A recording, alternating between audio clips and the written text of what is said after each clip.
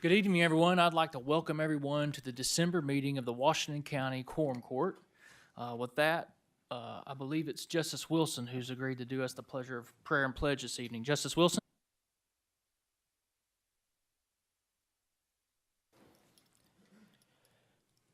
Heavenly Father, we thank you so much that we could once again assemble as free citizens in a free country.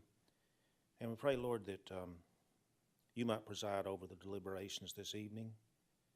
I pray, Lord, that our lives will be lived in such a way that we would desire for you to preside over every event that we encounter every day that we live. I pray that we might be people who want to be faithful to you. And Lord, we thank you that this time of year we're drawn to the words of Scripture that say, "Unto you is born this day in the city of David a Savior, who is Christ the Lord." And we thank you, Lord, for recording that in your word. We thank you, Lord, that it's there for us not just at Christmas time, but every day of the year. And I pray that it might be meaningful for us in that regard.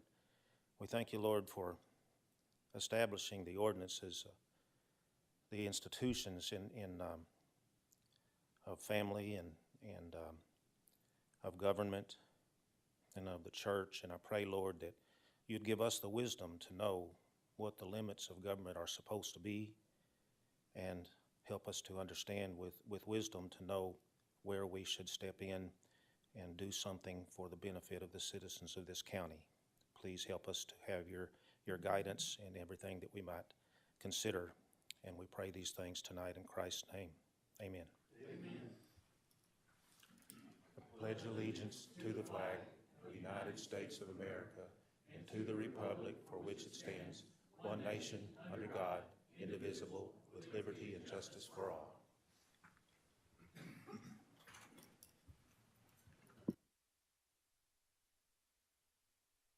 Thank you, Justice Wilson. With that, we'll move to the adoption of the agenda. Do we have any amendments? Justice Lemming? Yes, thank you. I'd like to move item 10 up to like 7.5 or 8, wherever you want to call it.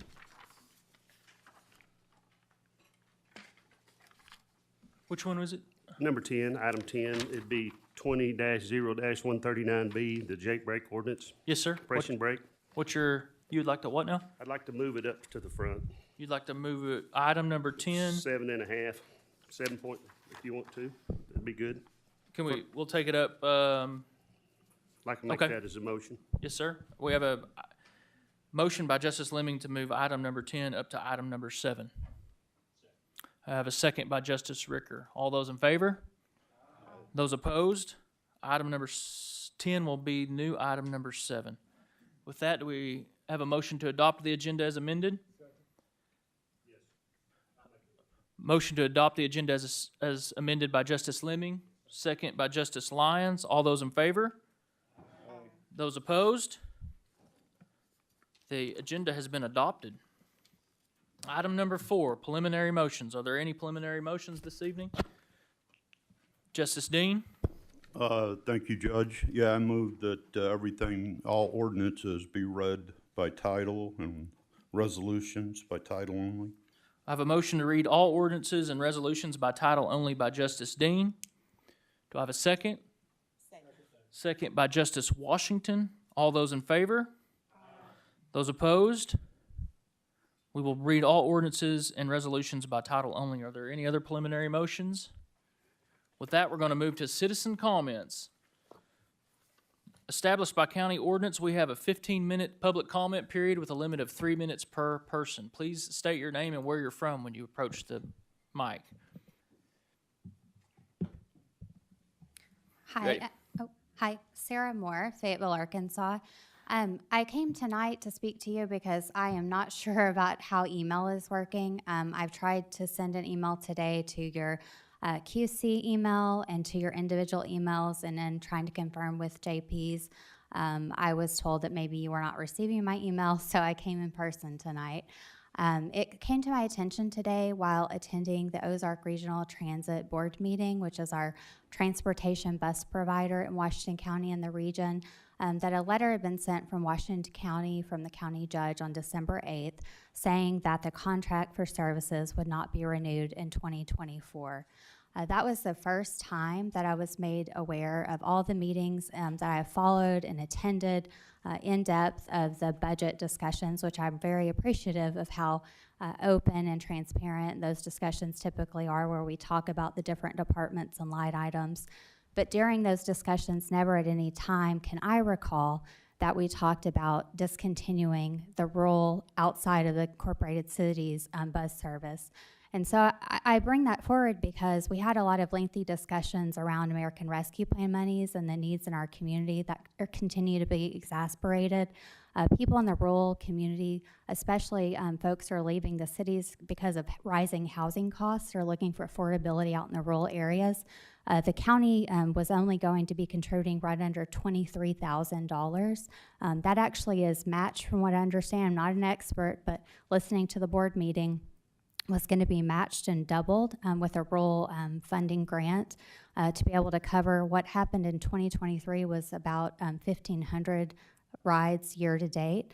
And so oftentimes those are some of our most vulnerable, some of our lowest income residents who have high barriers to be able to get to needed medical appointments and groceries, to court obligations and other necessities. And so I really am thinking that in the 2024 budget, I would have thought that that would be included. And if it's not, given the amount, and I understand we have financial pressures, we have millions of dollars in our budget, and I would hope that we could reconsider thinking of the fact that many times when we talk about the over-incarceration in our jail, people, when they give the reason for missing court, oftentimes is transportation.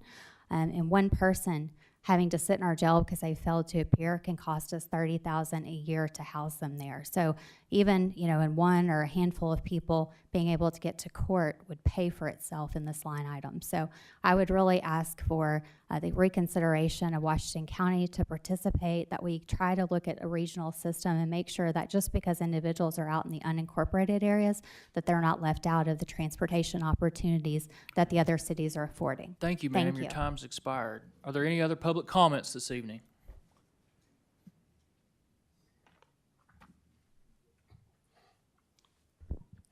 Ladies and gentlemen, thank you very much for the opportunity. I want to speak to you for only 1 minute. I'm Rob Leffler. I live in District 10, Mr. Dennis's district, and vote there. And I was on the University of Arkansas Law faculty between 1982 and 2020 for 38 years. My specialty was teaching personal injury law. I'm going to make a brief comment about the proposal for the new place on Bethlehem Road. And I want to do it from two perspectives, briefly. One is public health, and one is the effect on the law.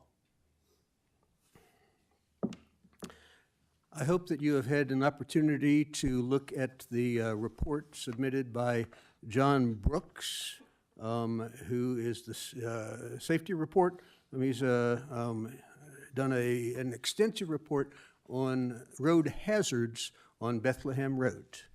And in case you haven't had a chance to look at it, let me just quote that there are several blind corners on Bethlehem Road, and he says, at those blind corners, it would be almost impossible for drivers headed toward each other at the speeds that he analyzed to be able to stop in time to avoid a collision or driving off on the low shoulder of the road.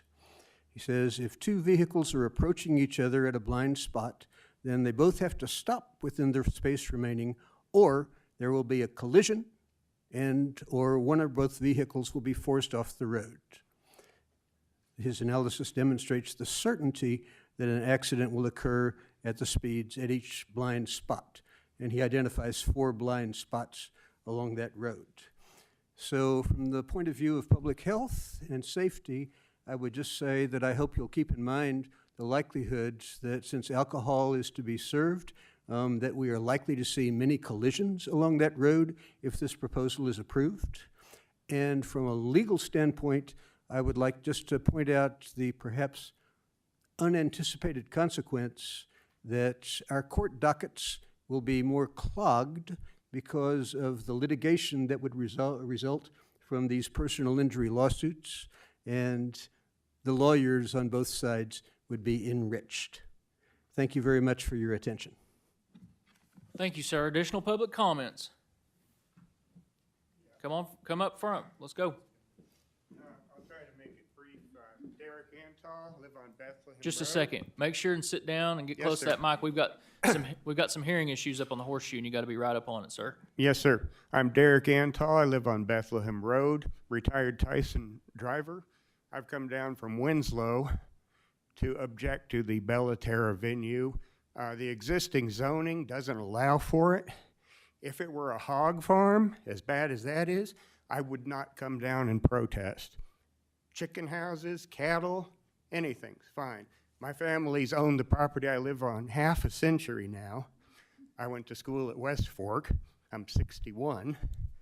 I live right by the dirt road. My home is right off the road. The dirt that gets kicked up by 50, 60 mile an hour traffic is horrendous as it is. My wife and brother are both disabled. And we do not want a venue that charges $5,000 for people to come out in our neighborhood for 3 hours and drink, up to 300 people and at least 100 cars going back and forth. Somebody crashed into the telephone pole in front of my house just a few months ago. It doesn't belong there. Like I said, you put a hog farm out there, I will not come down from the mountain to protest. And I'm going to leave it at that, and thank you for your time. Thank you, sir. Public comments? Thank you.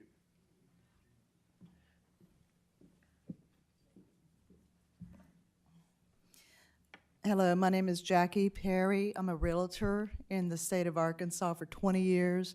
I've been a realtor in another state since 1984, so I'm very experienced with developments in their state, and I'm here in support of the Belle Terre.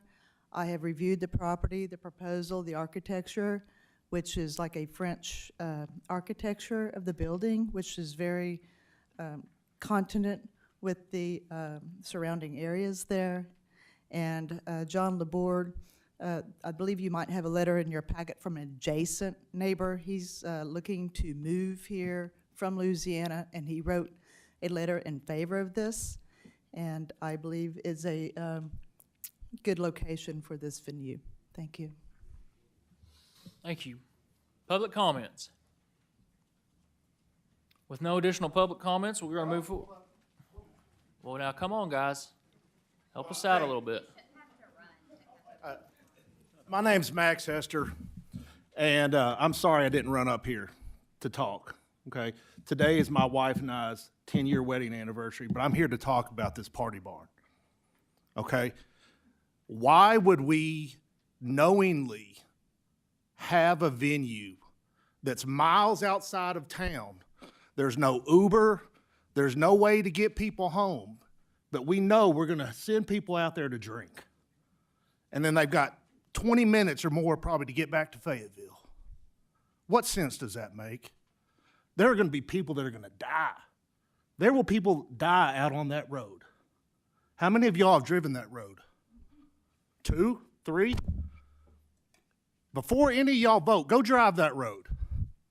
Go drive it from end to end. And you tell me if we need 100 people driving drunk up and down that road multiple days a week. It's shameful that we would do that. It's not about money. It's about the people that live out there. I just moved out there. I didn't move out there to be around a bunch of drunks and driving.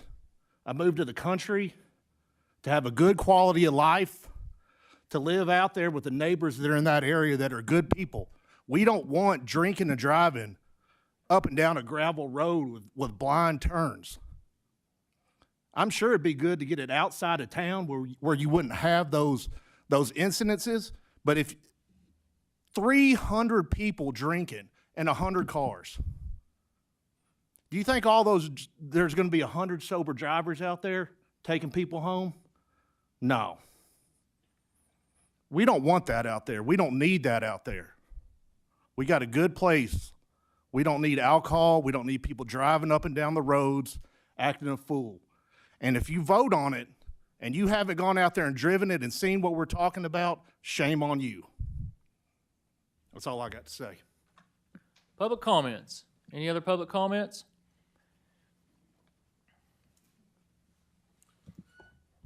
My name is Jose Velasco, and I actually live in Springdale right now, but I purchased a property up there almost 2 years ago, and the reason why I got it is to get away from the city, because everyone knows that Fayetteville is booming. Like, it's crazy how traffic is, and honestly, this wedding venue is gonna make it horrible out there, because I'm building a house, I'm just working a full-time job, and I don't think this venue is gonna benefit anyone that lives there. I've had the property for 2 years now, and I've been trying to save up to build a house, and I'm able to do that now. And I mean, this is horrible. Like, this is not what I wanted to see out there. I'm trying to get away from all the traffic and everything, all the people, and having a venue is just. I have 2 kids, an 8-year-old and a 4-year-old, and I don't want them to be riding their bike on the gravel road and get killed by a drunk driver.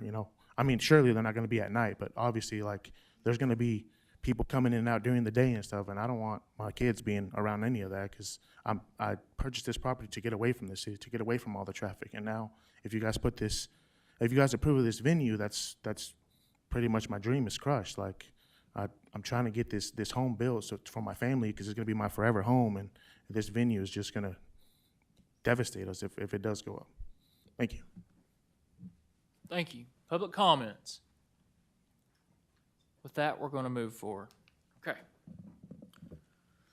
Next up is the county judge's report. I'm going to try to keep this really simple this evening. I want to just go business first. The disposal report's in your packet. Justice Lemming, I think you made comments last time that you'd like to see more detail on those. What we've actually added is the court order, which gives the department and a brief description of what it was. So we'd like to continue to use that. Let us know if that doesn't help you out. That's good. Other than that, I just want to say that Christmas is upon us. I want to reach out and say we partner with Returning Home, which is a rehabilitation facility for men and women going back into the workforce after prison or post-adjudication, and they have an Amazon wish list up this year. And so if you have a little bit more room, or your budget has a little bit more room for some Christmas cheer, please look them up. That's a great program we'd love to see some more support on.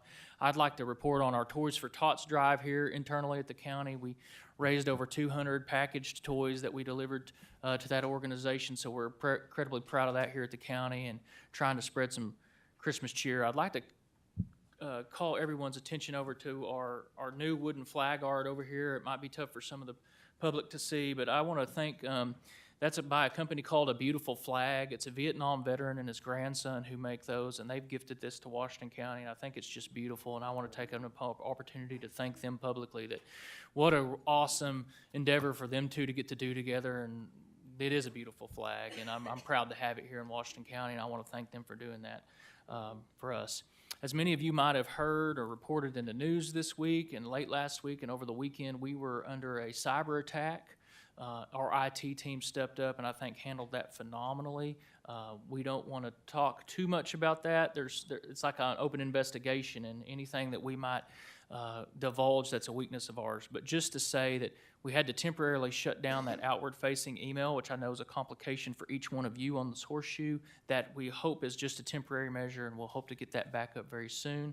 It was just a vulnerability in that. But I also, once again, want to thank our IT team who's just been on top of it this whole time. And IT breaches are one of the things that keep me up at night because they're so expensive and they're so prevalent now. And so I'm really proud of that team. And finally, I just want to say this has been the hardest year of my life. No holds barred. It's been a big step to come in here. And I'm not saying that to solicit your sympathy. What I want to say, though, is it's also been the most rewarding year of my life. And the reason for that are the wonderful men and women we have working in this county. I am proud to work side by side and shoulder to shoulder with them. We have some incredible people here at the county who are dedicated to serving the citizens of Washington County, and it makes me proud to stand next to them. And so with all that, I've tried to take the opportunity to tell every one of our employees, but hopefully here, Merry Christmas, and I hope it's the best Christmas you've ever had. And 2024 is going to be an incredible year here at the county. We've got so many positive things and great momentum going, and I look forward to working with those ladies and gentlemen for another year. And with that, I'm ready to move to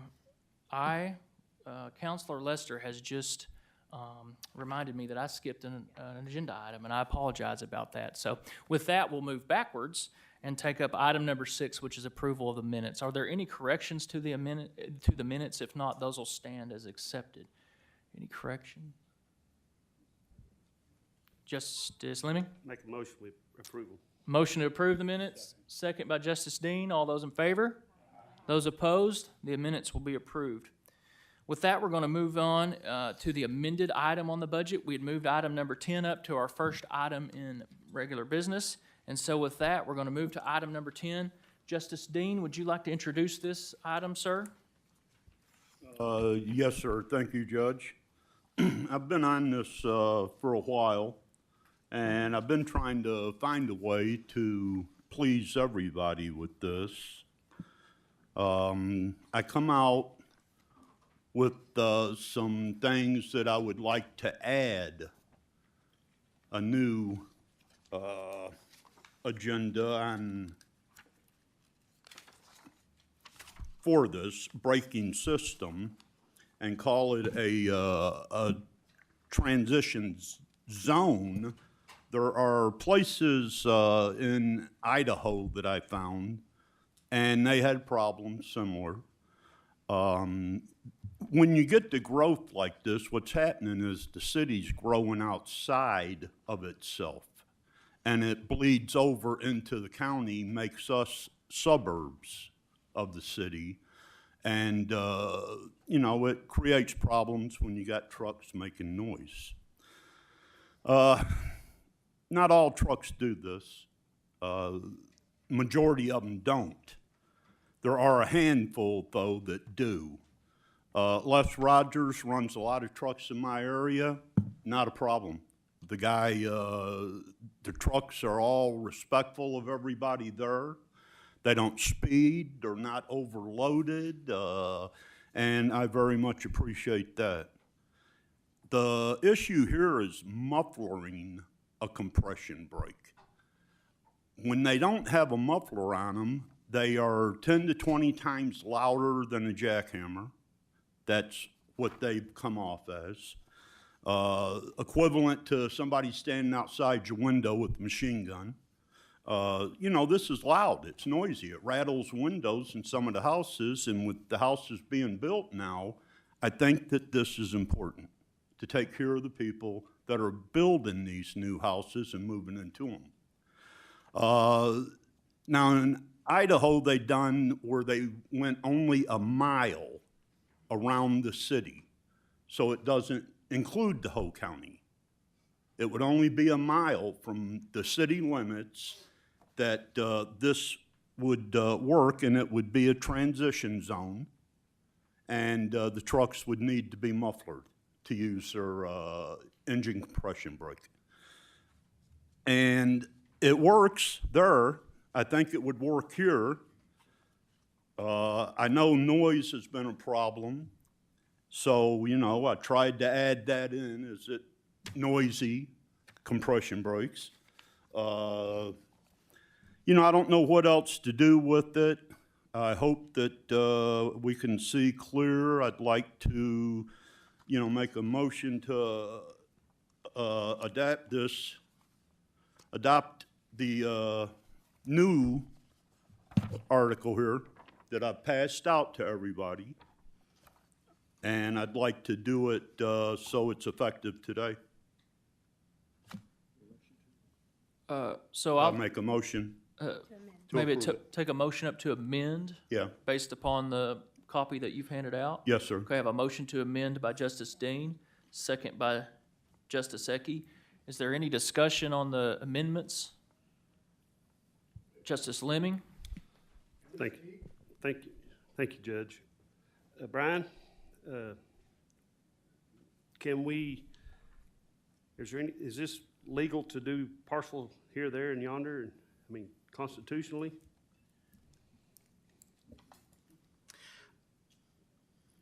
I'm not aware of any reason why this would not be legal. I mean, I'm just seeing this now like you are for the first time, so I've not had a lot of chance to look into it, but I believe that if you were to create an area where these compression brakes were not allowed, and it's as long as it's uniform, and even if you don't have to have it everywhere. It's like a speed limit. The speed limit's not the same everywhere, but as long as it's applied uniformly in its application, I don't see any issue with it. Well, I'm gonna go back to still say, it's not the jake brake is the problem, it's the muffling of the trucks is the problem, and there's already state laws against that.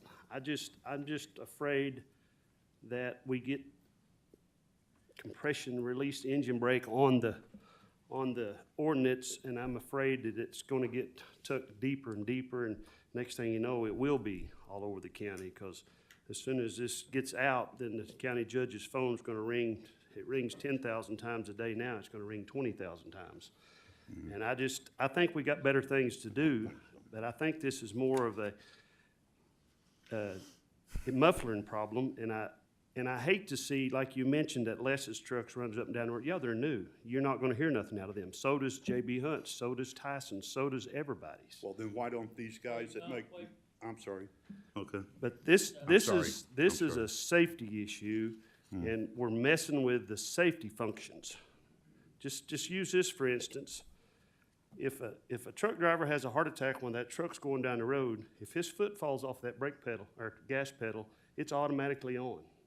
And I can tell you a story. When I worked for the State Highway Department, a truck come through the weight scales on the southbound side, fully loaded tanker of fuel. He went out of the weight station, went under the bridge, and he died in that truck. It rolled across the median, it went through the fence, and it died right there. So, you know, the jake brake could have been what saved him and saved a bunch of other stuff. I don't know that, but that happened. I was there and watched it happen, and it was sad.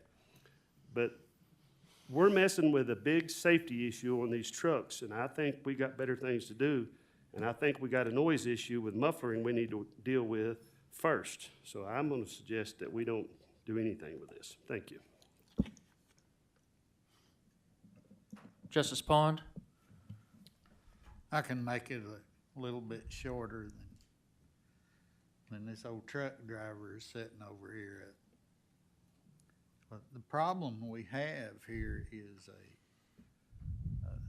some trucks that are using those compression brakes without the proper muffling.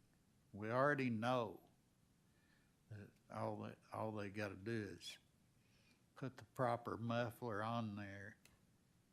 Then we wouldn't be here talking about discouraging compression braking systems, which it is a safety issue, and I don't want to be a part of any kind of thing here, and it's just me. I'll be voting no on anything that discourages compression braking. I'm all for if you just work on the proper muffling. I mean, they can put a muffler on the end of a shotgun barrel and make the shotgun quieter. So I know they can do it on those braking systems. Thank you. Justice Dean? Thank you, Judge. This is really not putting a truck driver at risk, okay? It clearly states in here that in case of an emergency, whether it be for him or the other driver or whoever, use that brake. So why we keep going back to we can't use it or it's being done away with, I don't understand, because it's not. There are zones where people live. I'm asking for a stretch a half a mile long. It ain't even a mountain. It's hardly a hill. And I get, oh, well, you know, you got to have it. That's, you know, life or death. Well, in a lot of cases, what I found in my studies for the last 3 months is if they're using it on roads such as the ones in my area, which is a topo on it shows Fayetteville as being pretty flat. And if you're having to use that brake in these areas, then you're running too fast or you're way too heavy, which the way too heavy tears our roads up, you're paying for that. So all I'm trying to do is get the trucks slow down, be courteous to the new residents in the area. It's growing and, you know, you can't stop that. I've seen it. Sir, Sorry. we're not going You to have know, public outbursts. when you Just say a it's- second. Okay, I'm sorry. We can't have outbursts like that. We're going to give everybody the opportunity to speak tonight as this comes up for a vote, okay, sir?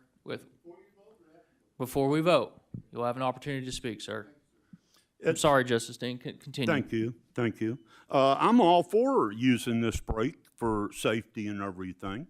I'm not against it one bit. I'm against it when they use it in an area it's unneeded, against it when it's disturbing people, and with the growth, there's houses being built everywhere. And, you know, I hope that people can understand and see that, and hope that you'd want to take care of these people that are moving into our area. It's not a big deal. It's pretty simple. You put a sign up that this is a transition zone, and then you put another one. You're leaving the zone. It's over.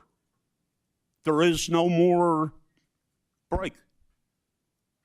So, you know, I hope that this will pass. You know, I've tried hard. I've tried to come up with several different ways, and we keep going back to, well, it's a, you know, emergency, safety thing. It is not.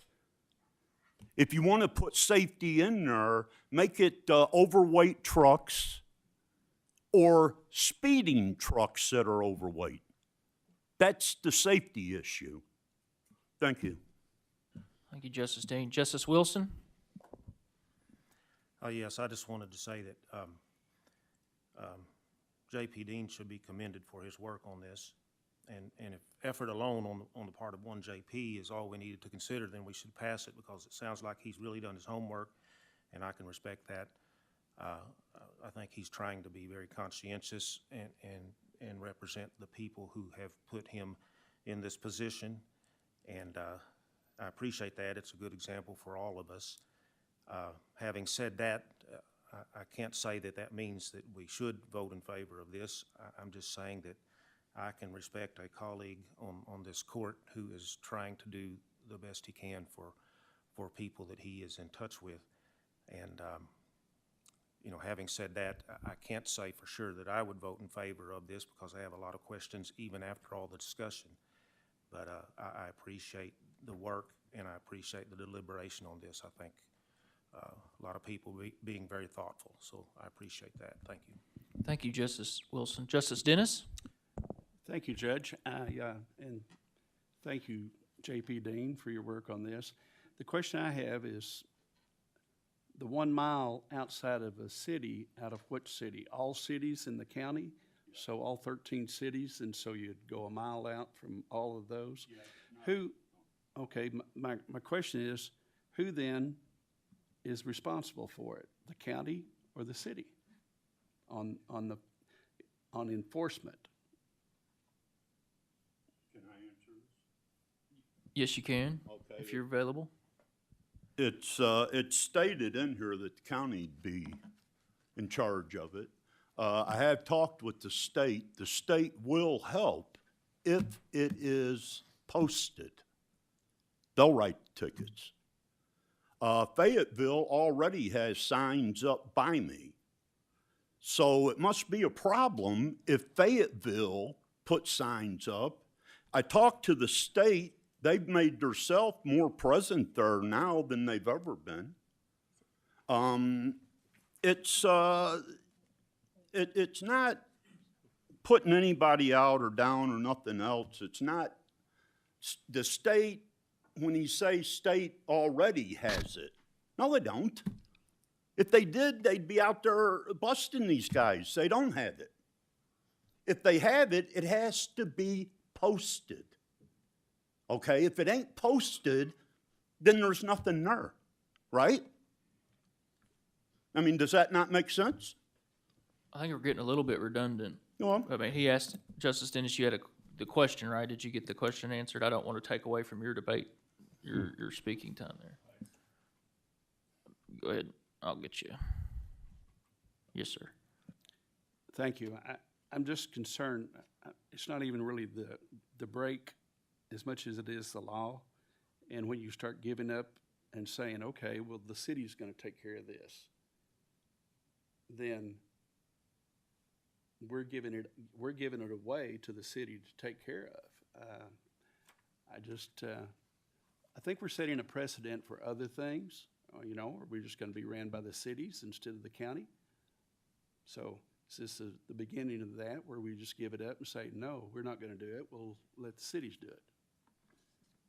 I mean, the city's part of the county, but at the same time, there seems to be a division on when it's their responsibility and when it's the county's responsibility. And, you know, be it this or be it something else, might be wedding venues. The city of Fayetteville says, no, we'll regulate all wedding venues. And we say, well, yeah, we don't like it, so we'll turn it over to them. I think we just have to be careful with that. So that's why I was asking who would be in charge. Thank you. Justice Simons? Thank you, Chair. On the topic of posting signage, I would assume that falls under the county road department. That would be correct. What kind of cost are we talking about posting signage on every road a mile outside of every city? every road, it's not like that. No, see, that's where you're mistaken. It has. Just a second. Okay, I'm sorry. Would you like to, Yes, if I are you open to him responding? Justice Dean? Okay, I'm sorry. It's not every road like that, Sean. It's only where that we've overexpanded the city limits and we're getting into the county with residential, then them are the areas. Which right now, I don't know how many there are. I know by me, they're growing pretty fast out there. A lot of houses being built and everything. And, you know, that concerns me. But it's not, you know, like that. I've got right now, 1, 2, 3 signs is all I need for my whole area. That's it. I mean, it's not a big deal. That's what I'm saying. It's pretty simple. And there is no cost to the big contractors, as you had mentioned to me once before about. It's only guys putting a muffler on their truck. That's all it boils down to. My concern is before I legislate an issue like this, I want to see exactly what we're legislating, exactly what roads are we making a proposal of. I love the idea of this transition, but show me where, which roads, which cities. Well, Weddington running west, so you'd go a mile from the city limit of Fayetteville out. Would cover it all. That's no further out than that. That's the only area that this will pertain to? Because that's not how the ordinance is written. It's written where that if you have a problem, you'd have to go in front of the judge. The judge would then make the decision on whether or not that it applied to that area. You know, where I'm at, I've got all pits in there. There's days in the summertime that there'll be 100 trucks running around there. And 98 of them are good, and then you got 2 that they hit that brake and it ain't mufflered and it echoes all the way down through there, man. Yeah. I mean, it's... My concern is that I want more specificity on, because as the ordinance is written now, it's very vague, and it sounds like if we pass this and it goes into law, it would be a 1 mile transition outside of every 13 cities in the whole county. And it would need to be posted, which would put an obligation on the county road department to put a sign at the beginning and at the end of this 1 mile transition on every county road outside of every city in Washington County. That'd be a pretty big dollar figure, I would imagine. It ain't gonna happen like that. If it's not gonna happen like that, I need that written into the law. Because as it's written, that would be the application unless there's more specific parameters set. That's my concern. Justice Lyons? So to extend that conversation, Article 6 states activated transition zone. So you define a transition zone of what it is, which is a mile outside the city limits, but you only post in what's called activated transition zones. So, Counselor, is this more or less like speed limits? In this area, it's supposed to be 35, it's 35. So if it's determined by the judge it should be an activated transition zone, then the sign needs to be posted in that area. Otherwise, we don't post signs. Is that what we're getting to? That's what it appears to me. Okay. Kind of. Thank you. Justice Ricker? Call the question on the amendment. I have a motion to call the question. Do I have a second? That will die with a lack of second. Justice Ecke? Thank you, Judge. From what I'm hearing from my colleagues is we need a few more details instead of just a skeleton outline. If we could have specific details like specific roads, cost, defining activated zones, and I encourage my colleagues, if you have any other questions of I can't say that with these things in there, specific details that you want into this, written into this ordinance, then I think now would be the time to do that. The way I see this is that Article number 2 provides for the safety issues that we're having. Article 6 provides for the enforcement agency as far as the Washington County Sheriff's Office, but also the state is saying, we will be the enforcing agency if you will pass this ordinance, but we can't until you do. So if we were to have a few more details added to this ordinance, and I know it's here we go again, but I do believe at the heart of it all, my colleague Justice Dean wants to get this right for his constituents. The rest of us want to get it right before we pass any kind of legislation on to the county. Therefore, I would make a motion to table this until next county services meeting, where all the justices would have the opportunity to ask for these details to be included, any questions that you have. And if there are any public comments on that, just let us know.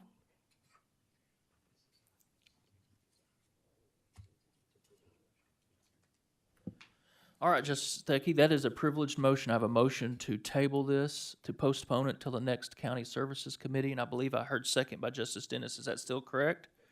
Great. With that, all those in favor to postponing this until the next County Services Committee, say aye. Aye. All those opposed? Item number 10 will be postponed to the next County Services Committee. With that, we're going to move back to the original budget, and if you guys would allow me, I'd like to use the original budget or the agenda numbers because I'll confuse myself all night long if we don't do that. And with that, there's item number 8. Counselor, will you read item number 8 by title only? An ordinance amending the Circuit Court 8 budget and other matters pertaining thereto. I believe there's somebody here from Judge Warren's staff. Is that correct? It's only on second reading. It's only on second reading. I'm sorry. I'm going to get in a rhythm tonight, maybe. Does anybody want to suspend the rules and move to a third and final reading? Justice Lemming? This is for Diane's, is this for her, trying to get this thought, to get the pay for her lady? Yes. Yes, I'll make a motion to suspend the rules, put it on the third and final I have a reading. motion to suspend the rules and move to the third and final reading by Justice Lemming. Second by Justice Hires. All those in favor? Those opposed? Council, will you read that for a third and final time? An ordinance amending the Circuit Court 8 budget and other matters pertaining thereto. Do we have a motion? Justice Lemming? Make a motion that we pass this. I have a motion to pass item number 8 by Justice Lemming. Second by Justice Pond. Any further discussion or questions on the item? Justice Lyons? Representative, come up, please. The question I have is this states, or modifying the 23 budget. In 2024, the judge's budget was 43,053, I believe, for salaries, or for the resource program coordinator salary. Is this increase already in that amount that's in the 2024 budget? You're going to have to hit that button on the right. I'm sorry. Yes, ma'am. Sorry. Will you repeat that? No, sir, it is not included in 2024. Sorry. Thank you. Any further discussion or questions on the item? Justice Hires? Yes, thank you, Judge. I have just a clarifying question. Is there a plan to put this in the 2024 budget then, if it's not included currently? I believe there is, ma'am. Justice Simons?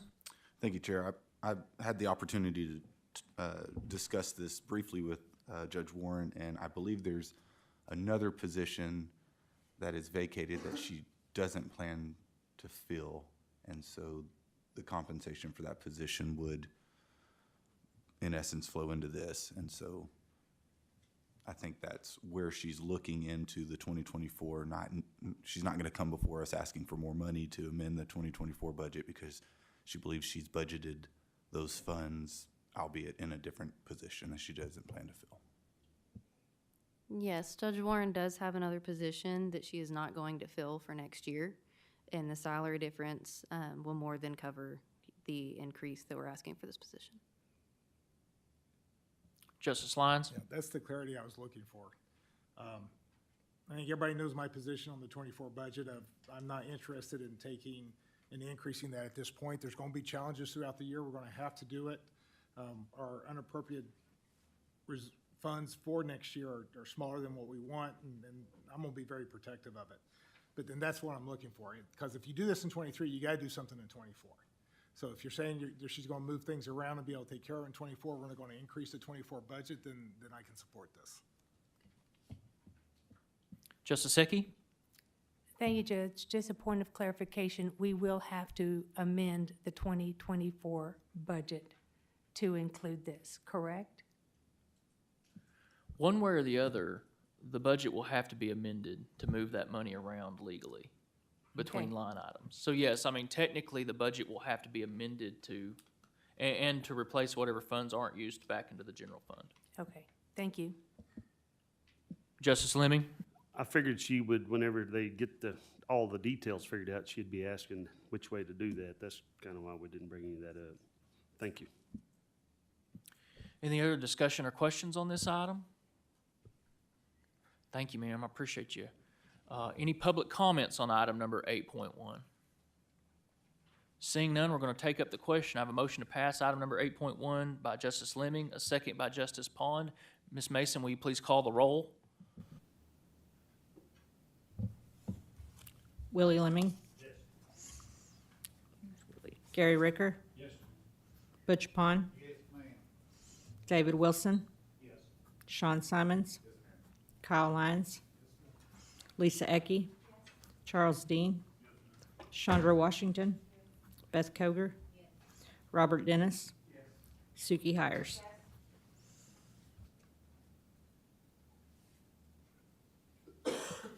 That item passes. Next up on our agenda is the consent agenda. Counselor, will you read those by title only? Item 1 on the consent agenda is an ordinance levying the county, municipal, and school district taxes for the year 2023.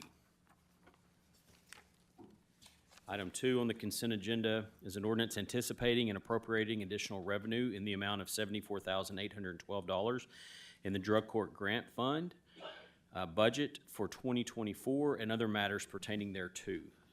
Item 3 is an ordinance amending the prosecuting attorney's budget for 2023 and other matters pertaining thereto. Item 4 is an ordinance recognizing and appropriating additional revenue in the amount of $368,610.67 to the Buildings and Grounds and IT budgets for 2023. Item 5 is an ordinance amending the HR budget for 2023. Item 6 is an ordinance recognizing and appropriating additional revenue in the amount of $15,650 in the Planning Department budget for 2023. Item 7 is an ordinance amending the IT budget for 2024 and other matters pertaining thereto. Item 8 is an ordinance amending the Circuit Court 3 budget for 2024 and other matters pertaining thereto.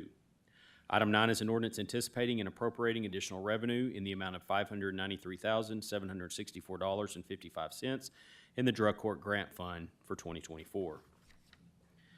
Item 10 is an ordinance amending the Animal Shelter budget for 2023.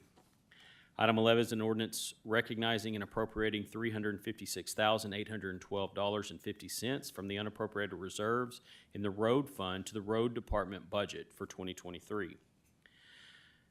Item 12 is an ordinance amending the Circuit Court Automation Fund budget for 2023 and other matters pertaining thereto.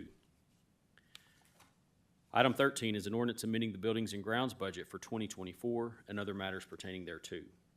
Item 14 is an ordinance recognizing and appropriating additional revenue in the DEM budget for 2023 and other matters pertaining thereto. Item 15 is an ordinance recognizing and appropriating additional revenue in the amount of $143,824.09 in the Sheriff, Jail, and Jail Maintenance budgets for 2023. And item 16 is an ordinance amending Ordinance 2018-64 to implement necessary adjustments to the law enforcement step pay plan and other matters pertaining thereto. Motions with regard to the consent agenda. Justice Simons. I'd like to make a motion that we approve the consent agenda. I have a motion to pass the consent agenda by Justice Simons. I believe I heard second by Justice Lyons. Any further comment on the consent agenda? Any public comments on the consent agenda? Seeing none, we're going to take up the question. I have a motion to pass the consent agenda by Justice Simons, second by Justice Lyons. Ms. Mason, will you please call the roll? Willie Lemming. Yes, please. Gary Ricker. Yes, ma'am. Butch Pond. Yes, ma'am. David Wilson. Yes. Sean Simons. Yes, ma'am. Kyle Lyons. Yes, ma'am. Lisa Ecke. Yes. Charles Dean. Yes, ma'am. Chandra Washington. Yes. Beth Koger. Yes. Robert Dennis. Yes. Suki Hires. Yes.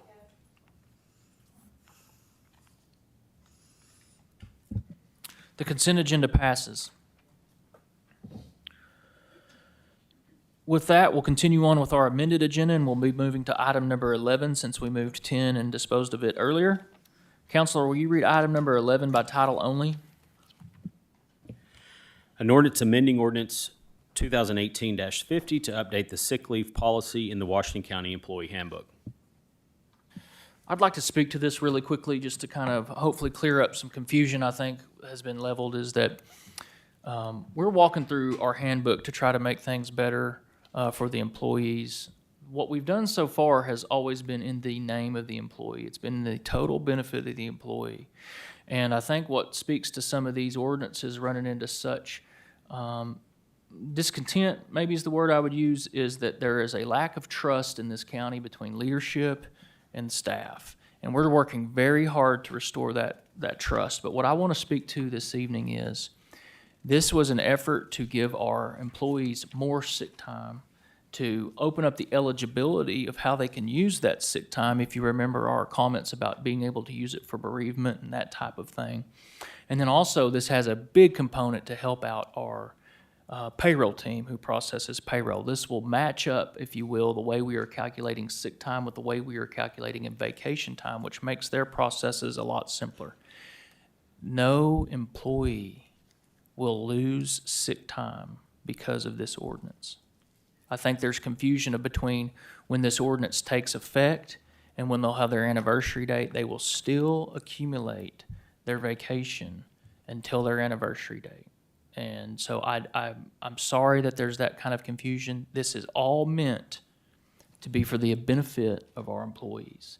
If and when we get to a point when we're going to have to make tough decisions with regard to our staff and our handbook, I want you guys to take comfort in that I will communicate that to you. There's nobody in my administration or any of our staff that's trying to hide the ball, if you will, or hide certain things. I mean, there's inevitably questions that can come up. But guys, we are doing this for the benefit of the Washington County employees, trying to increase morale, increase our competitiveness in the open market with our staffing. So with that, I'll open this up to questions or motions. Justice Lyons? Clarification on your statement. So you said they're still accumulating until the anniversary date. So if they were hired in October, are you saying they will still accumulate at the 0.46 per worked hour until October? No? So what can you clarify that then, please? Director Burchett, will you try to address this specifically for us?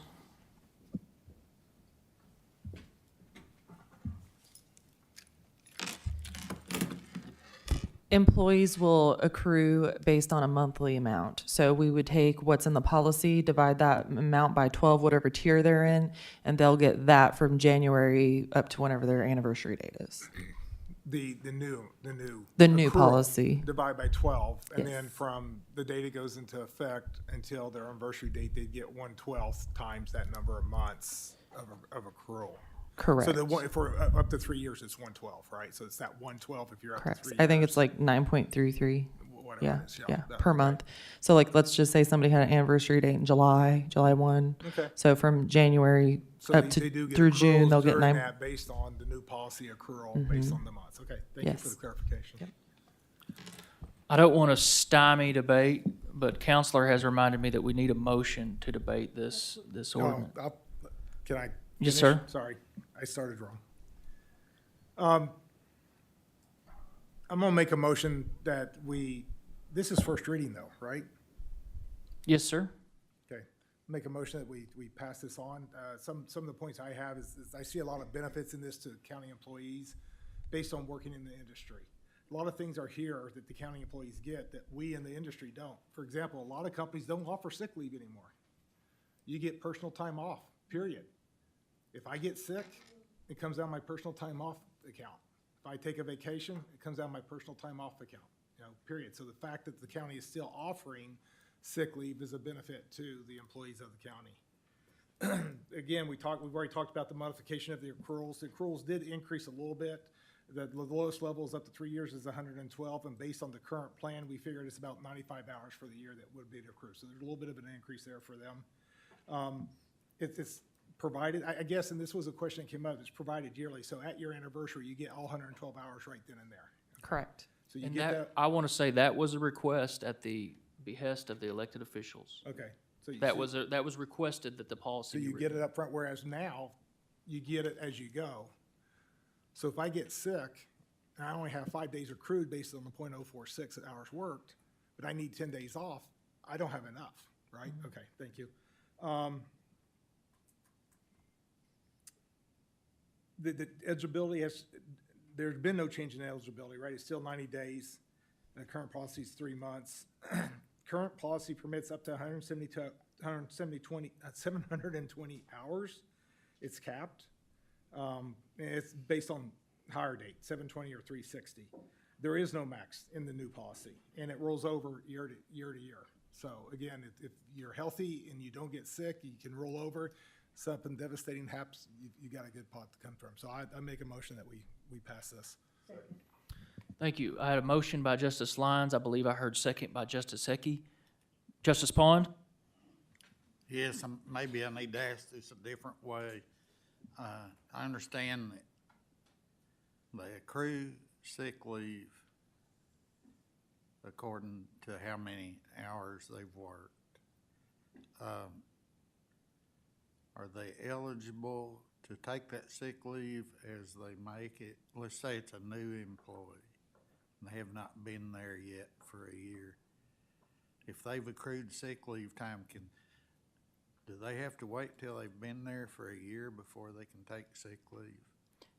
No, sir. Our current policy has a 90-day waiting period, and the new policy as well has a 90-day waiting period. So that has not changed. Okay, Yeah. thank you. Welcome. Justice Dennis? Thank you, Judge.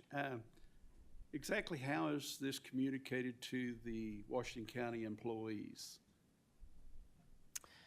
Would you like to address that? Sure.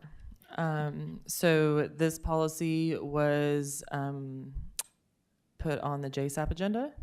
I believe that it was tabled at first, and we went back and made some revisions, and so it went through a couple of revisions at JSAP level. Employees did come to JSAP, spoke, for or against the original version, and that's when we went back to the drawing board and made some additional revisions.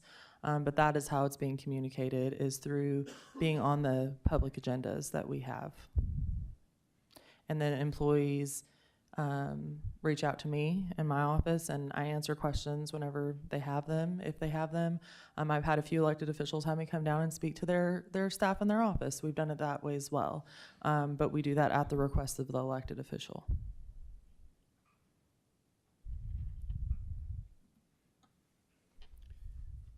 I spent some time today in the courthouse, and normally I don't know that that's what a JP is supposed to do, but just by being here, I got hit up about this several times. And so, to me, they didn't know about it till today, until different ones started asking each other questions. Do you know how this works? No. Well, do you like it? No, I don't like it. And so then they came to me saying, you're a JP, explain this. And I couldn't explain it to them other than what it's written said. But it brought to me the fact that they don't know or they don't understand it. And I think everybody should know what their benefits are or have it explained where they can understand it. And then also I would ask about the remote employees at the other facilities away from the courthouse. How do they know about it as well? The only way that they would know about it is if they're paying attention to JSAP agendas. I mean, that is the mode of communication that we use. And they're So elected, sorry. Go ahead, explain to me how it goes out to them. And their elected officials explain that to their staff and let them know and make their staff aware of what's going on when it comes to county business. So I think what you're looking for is, does HR go out and speak to every employee individually? No, we do not have the staff to go do that. If employees have questions about policies and changes that are happening in personnel, they would have to reach out to my office and ask me direct questions, which I have had that happen even today. I had many employees emailing me, and I did respond to them. So I can't answer something that I don't know if they have a question. Okay. Agreed. And I couldn't answer either because I wasn't at JSAP meetings. I didn't have anything in my hands that explained it to me at the time. And so I just want to know how the system works. I've worked for some very open companies where if they were considering something, it was sent out to all of us. We knew when a change was made. Now, they were big and they were very well, they didn't have a problem with money, so they perhaps could do more than you can do, but we knew everything. And we were, it came out to us in a form where you'd read it and ask about it, and I guess I just thought everybody would know something about this. It didn't seem to. So I will say that, our process at county government is very different from private industry when it comes to making policies. We go through committees, then it comes, before you all. So And through each stage in that process, there's the opportunity for revisions to be made. So to communicate to employees a policy that is not official yet, that even can create more havoc and confusion for our staff. You know, training on employees and procedures typically happens after something is official. So I understand that there are some companies that share pending policies or policies that are going to come into effect. Private industry can do that. They don't have to go through a board or anything for approval, right? So, and they can change policies on the fly, whereas here we have laws and rules that we have to go through to make changes. And so I would say that the reason that maybe it's not, maybe the reason that this process seems very unclear to people, why it may seem that we're trying to hide things. I think that's kind of what is being insinuated here. That is not the, that is not the case. We want to explain and educate our employees on what their benefits are, what the policies are, what their procedures are. That is the whole purpose of us trying to go through this handbook and revise the policies. But unfortunately, there are some decisions that have to be made at committees and revisions that have to be made that affect the overall structure of a policy. And so to try and educate an employee during that revision process can create even further confusion. And I think, and I saw that happen with our vacation policy. So we learned some things with that process. And, once we got the final version of our vacation policy, even we had, people still like, oh, well, I thought this was the policy. No, that was a suggested, that was a part of a version, but that got yanked out. Like, that's not in there. So that created even further confusion. So we tried to not do that with, some of the other policies we've passed so far, as well as this one. Does that make sense? It does, and if I may have the latitude to say this to her, quite honestly, you sat down and explained it very well in 5 minutes. Okay. Completely different than what I heard explained to me by the employees. Okay. And so what I'm saying to you is sometimes you can head off that runaway train by just a simple explanation to them in that 5 minutes, because you did a very good job explaining it, and it came across completely different than what I'd heard coming into here tonight. Because you said that they do accumulate sick days, or that's the way I understood it from the time they were hired going forward. They accumulate so much per pay period. Currently, that's our policy, yes. The new policy, they will not accrue pay period. They will accrue on their anniversary date in one lump amount. So a person who I was hired in October 31st, then I won't have any sick pay accumulation until October 31st of '24? So I think that's what the judge was trying to explain a little bit ago. So if this goes into effect as of January 1, there's a grandfathering in rule that we're going to go ahead and use so that employees are getting a monthly amount. So let's just say they've been employed 0 to 3 years. So the total in the current policy that's before you says that they accrue on their anniversary date 112 hours on their anniversary date every year. But in the interim, during this transition period, let's just call it that, I guess, from January to October 31st, monthly, they would get 9.33. You're going to take that 112 divided by 12. It comes out to 9.33 a month. So they would get that each month on the first of the month applied to their bank up to their anniversary date. Then on their anniversary date, they're also going to get 112. And then now every year after that, they will not get a monthly amount. They will only get their 112 on their anniversary date. We're only doing that just for this first year grandfathering in. A world of difference in what's out there. Okay. I want to just jump in here. Go ahead. There is no incentive for us to take sick time from the employee as the employer. Well, I don't think there is. We don't cash it out if they separate from the county. what I'm saying is there would be no reason for us to come in and take sick time from the employee. I hope you guys can understand that. There's no, I mean, the cost of sick time is the lost productivity or the having your teammate out and having to cover for them. Of course, that has a cost to the county, but there's no incentive for us as an administration or for any other elected official to go and take sick time from the employee. I'd sum it up this way. Ask the employees if they understand it. Thank you. Justice Lemming? Thank you, Judge. I just want to say that I think it's a good deal for the employees. I've heard a lot from the employees, and like you said, Patrick, that the employees don't trust you, don't trust the county. And this is the reason why they don't trust us, is because they're not getting the information. And maybe this is a learning school for everybody. It's time to learn how to get the information to them. And if you have meetings with the lead people, maybe the lead people needs to be the one that communicates back to them. I don't know, but that's where our failure is because the vacation time that we went through, whew, my phone rung a jillion times. And I know you said you called employees back. I've had 3 I got from Morrilton back over to here today that they did contact you, but you never called them back. But I'm not picking and choosing, saying nothing bad about that, but that happens. You're busy. You ain't got time to make 40 calls over one little simple thing. But they get a paycheck every week. Maybe we can slip something in their paycheck that things is changing.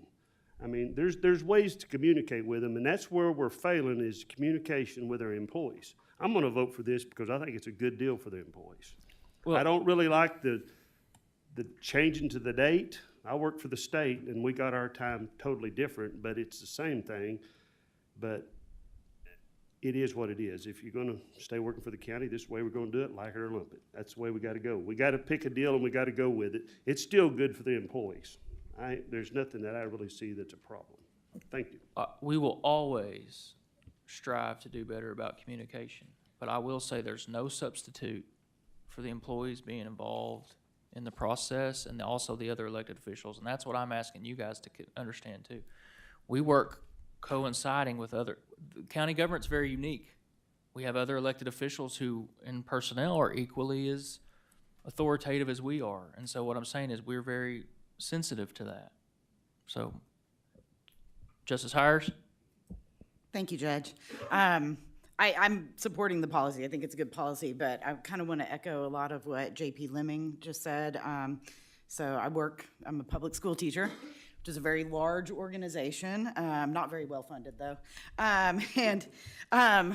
We have a lot of the same situations where there are massive policy shifts that are frequently made. And just to kind of, bring this to maybe a different kind of viewpoint or a different way of looking at things, typically what they do in the school district when there's a massive policy shift is that information is communicated through a committee of employees who attend the committee meetings. They're nominated by their department to be the ones to go, attend the meeting, and then bring all of that information back, and then it's also given to us in faculty meetings. I know people love meetings, just maybe consider some kind of way of changing the communication, because I think the lack of communication is leading to misinformation where you may not have 15 or 20 phone calls if everybody was given the same information in the same way, in a way that was organized and, kind of efficient. And that's just, my perspective from a public school scenario. That's all. Thank you. Justice Lyons? Thank you, Judge. I don't understand all this communication talk, other than that there may be some misunderstanding as to what point in time communications occur. As I understand it, the county has JSAPI, there's the committee, there's all kinds of openings and opportunities for the employees to understand what's going on. JSAPI, you pass this to the elected officials and expect them then to pass it down to their staff through staff meetings or whatever, faculty meetings, whatever, right? So there's plenty of opportunity to understand this. The county, in my opinion, in my industry, and I worked for the U.S. government when I was in the Air Force. Right now, this isn't policy. This is proposed policy. And nowhere that I have ever worked in my career have I had the opportunity that this county employees do to have an understanding of proposed policy and to have a chance to comment on it. Nowhere. So the companies I've worked for, including the U.S. Air Force, here's the new policy, get it out to everybody, period. You don't get a comment on it, you don't get asked for changes, it's done. So I think, I truly don't understand the no communication from the county. They strive hard through the committees and whatever to be there. And this really isn't on the ordinance, so I apologize for diverging, but I've heard this to a number of different of these coming along. And I agree with everyone, and it sounded like my colleague, JP Dennis, similar, you talked about the company that pass it out, right? I think we need to look at what point, again, we do pass it out, it needs to be communicated. Here's the new policy, you have to abide by it, it goes through supervisors, it goes into staff meetings, it gets put into paycheck, whatever. But nowhere this is the first place I've ever been associated with that gives the opportunity, before the policy is a policy, to give staff, employees, the opportunity to provide feedback. I think that's great, but let's not mix up that with communicating what the policy is when it is policy and you know you gotta follow it. I'd like to make a motion, we call the question. I have a motion to call the question by Justice Lyons. Do I have a second? I understand, but we have a valid motion on the table now. Second? I have a second. Ms. Mason, will you please call the roll? This is to call the question. Willie Lemming. Yes. Gary Ricker. Yes, ma'am. Butch Pond. Yes, ma'am. David Wilson. Yes. Sean Simons. I didn't hear him. I keep going. Kyle Lyons. Lisa Ecke. No. Charles Dean. Yes, ma'am. Chandra Washington. No. Beth Koger. No. Robert Dennis. Yes. Suki Hires. Yes.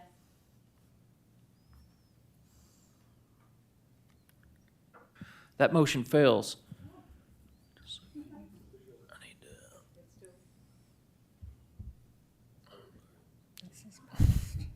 Justice Ecke? Fakir Putnam, you better listen.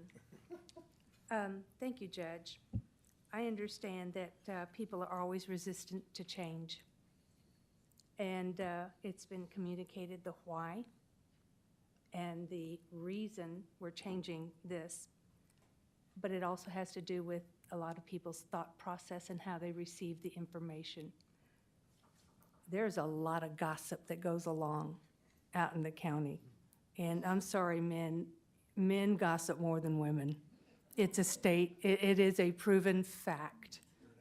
But that being said, I think a lot of this resistance to not understanding what has been communicated by each elected official, and that is their responsibility. These are their employees, is gossip and the resistant to change just because they don't understand it and it's different.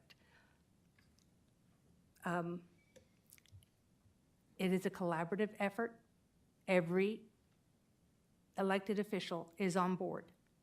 Then goes down the chain. Their supervisors, their directors communicates that. Judge, in my opinion, this has been so well communicated by all elected officials, department heads, and whatnot. And it comes down to people are resistant to change. And they love to gossip. And that's all there is to it. And they do. They love to gossip and to criticize whatever is in front of them, and they're suspicious of it. And I'm sorry that that's what it is. But every meeting that we have had, this has been communicated effectively, and it is a collaborative effort by everybody. So I'm in favor of it, and I'd like for us to push this forward and say yes. Any other discussion or questions on this? Justice Pond? The JSAP committee meeting was brought up during discussion. Who is on the JSAP committee at this time? Every elected official in the county. You mean the full-time elected officials? Yeah, the executive branch of the county. Is it a public meeting or is it? Absolutely. Then there's adequate notification to the media? before the meetings?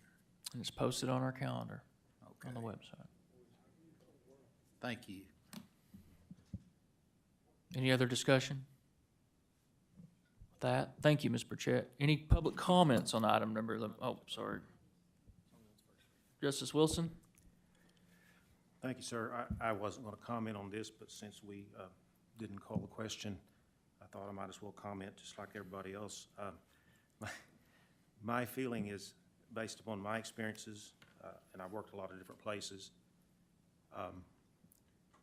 we talked a lot about communication. There's no bad magic bullet for communication. And I've seen instances where you can do the very best job possible and people still don't get word of what's happening. And it's been spoken to tonight about what reasons for that. I was in public education myself as a teacher and as an administrator and later as communications director. And I learned a lot about communication. And I will say, I wish I could give you the source on this. I read an article once about public school educators. They did a study on how many times they had to be told something before they finally understood it. And I'm not picking on educators because I think teachers, educators, they're just like anybody else. But this study said, in the case of education, if you want something new to be implemented, you communicate it in meetings, through emails, school intercom, as many different variations as you can name. And they said it takes 21 times. So I'm not going to criticize a communications effort when human nature is you don't listen till about the 7th or 8th time to begin with. And I will also say that anywhere I've worked, there's a lot of people, there's always a percentage of people that don't know the nuts and bolts about an attendance policy or about a sick leave policy or what have you. They don't worry about it until they need it. And that's human nature too. So I think a lot of things have been said tonight, and good points, all of them good points, but if we're talking about communication, we're talking about a change, we're talking about implementing something new. If any of us expect to be smooth sailing through the whole thing, that's kind of unrealistic. So I think if we've had some pushback, we've had misunderstandings, lack of communication, whatever we're going to call it, I think that's kind of par for the course when you're talking about human beings. So that's my comment. Thank you. Thank you, sir. Any further comments? Counselor reminds me that this is on the first reading, so we would need a motion, and I believe Justice Lyons. Make a motion, we suspend the rules and move it to the second reading. I would make a motion to suspend the rules and move it to the second reading by Justice Lyons, a second by Justice Dean. All those in favor? Aye. Those opposed? Counselor, will you read that for a second time?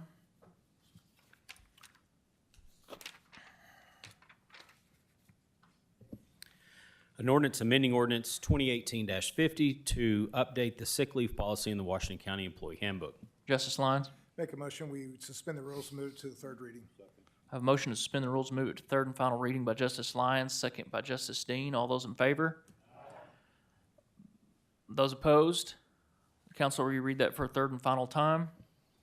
An ordinance amending ordinance 2018-50 to update the sick leave policy in the Washington County Employee Handbook. Justice Lyons? Make a motion, we pass this ordinance. I have a motion to pass by Justice Lyons. I believe I had original motion, second by Justice Pond. Justice Pond, would you still like to second the motion, or would you to pass, or would you like to let Justice? Okay. I've got my notes all messed up then. So I have a motion to pass by Justice Lyons, a second by Justice Dean. Any further discussion? Any public comments on item number 11.1? With that, Ms. Mason, will you please call the roll?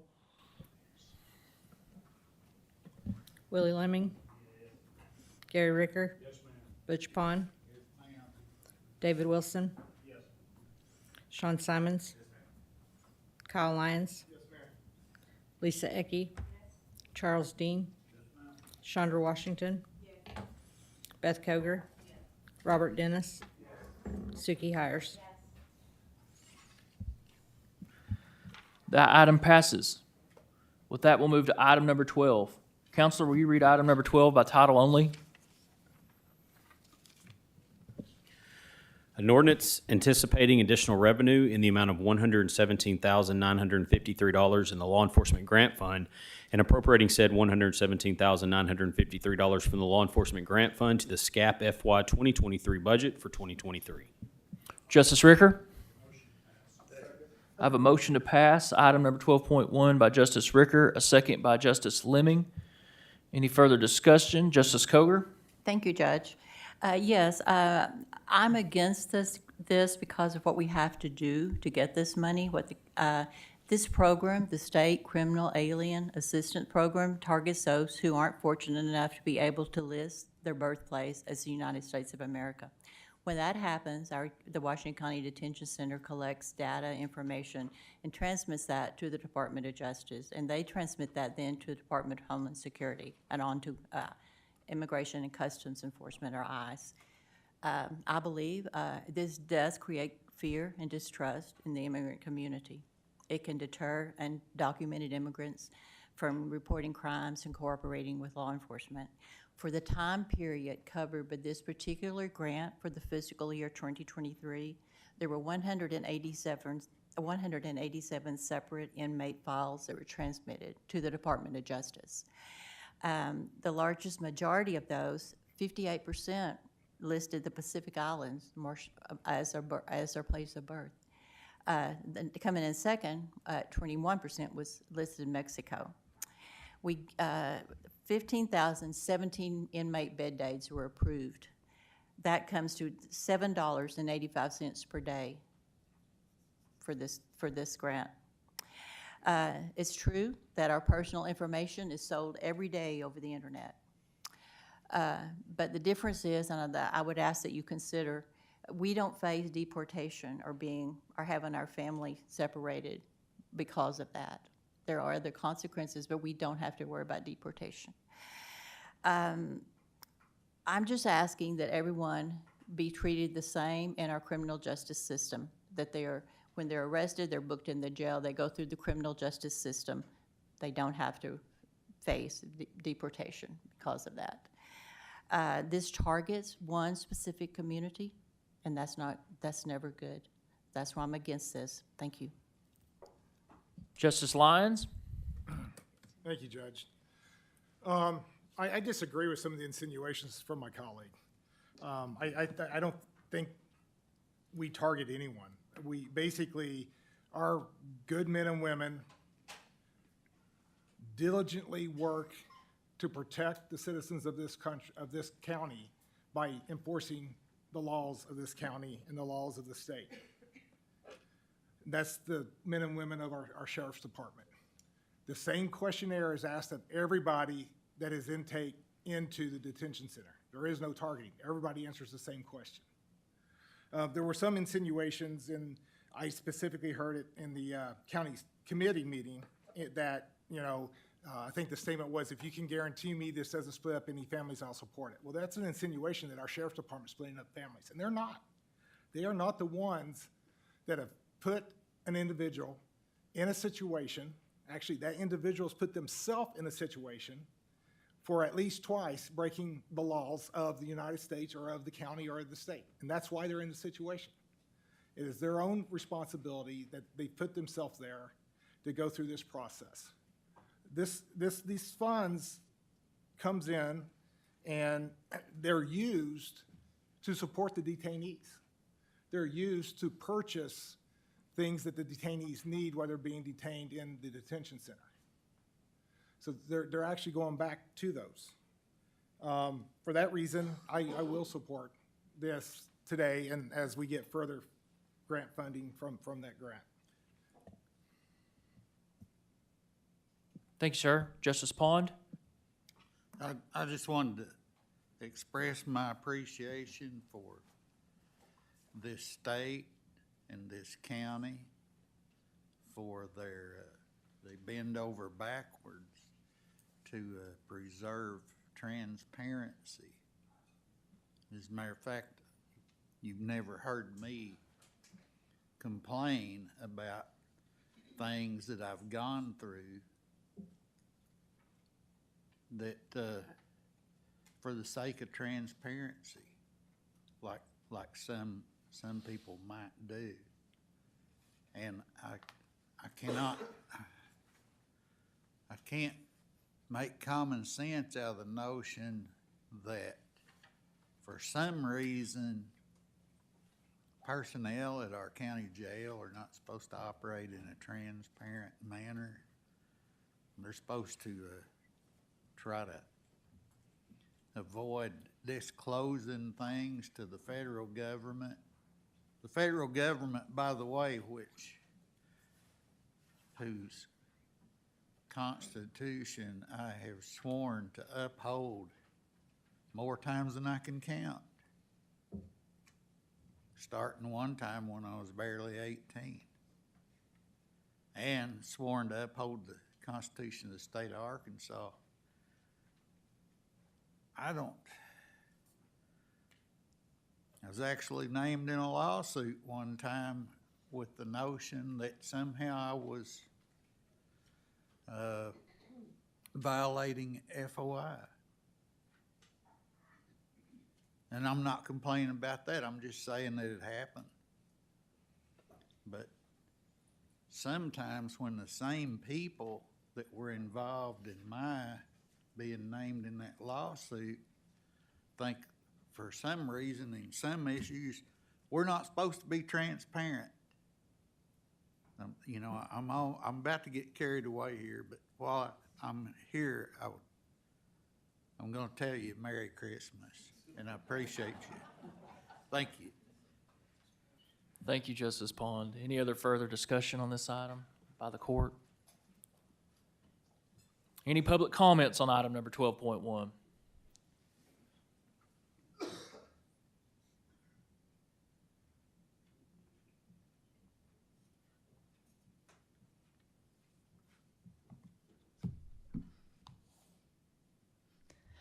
Hello, my name is Gracie Foreman. I live in Fayetteville. I just wanted to come up here and do a public comment to say that I am not in support of this ordinance tonight that is accepting funding from the State Criminal Alien Assistance Program. This policy creates a two-tier justice system for undocumented people where the county is reimbursed for sharing these people's addresses, names, place of work, and freedom to DHS and ICE. 58% of those reported in fiscal year 2023 under this program were Marshallese. These are families and individuals who have roots here. In all honesty, there are families and a community that have been here longer than I've been here. And I think that they deserve equal treatment under our legal system here in Washington County. And while I can understand the argument presented regarding transparency, I think transparency looks significantly different for an elected official in public body meetings than it would for an individual in their community, private individual knowing where you're going to work, where you're sitting down to eat at the dinner table, where you're spending time with your family, friends, and loved ones. And I think that the immigrant community of Northwest Arkansas deserves the same right to privacy as natural-born citizens do. Thank you. Public comments on item number 12. Seeing no further comments, we're going to take up the question. I have a motion to pass item number 12 by Justice Ricker, a second by Justice Lemming. Ms. Mason, will you please call the roll? Willie Lemming. Yes. Gary Ricker. Yes, ma'am. Butch Pond. Yes, ma'am. David Wilson. Yes. Sean Simons. Kyle Lyons. Yes, ma'am. Lisa Ecke. Yes. Charles Dean. Absent. Chandra Washington. Beth Koger. Robert Dennis. Yes. Suki Hires.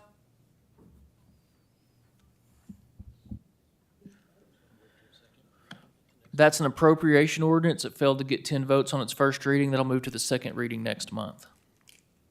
With that, we're going to move to item number 13. Counselor, will you read that by title only?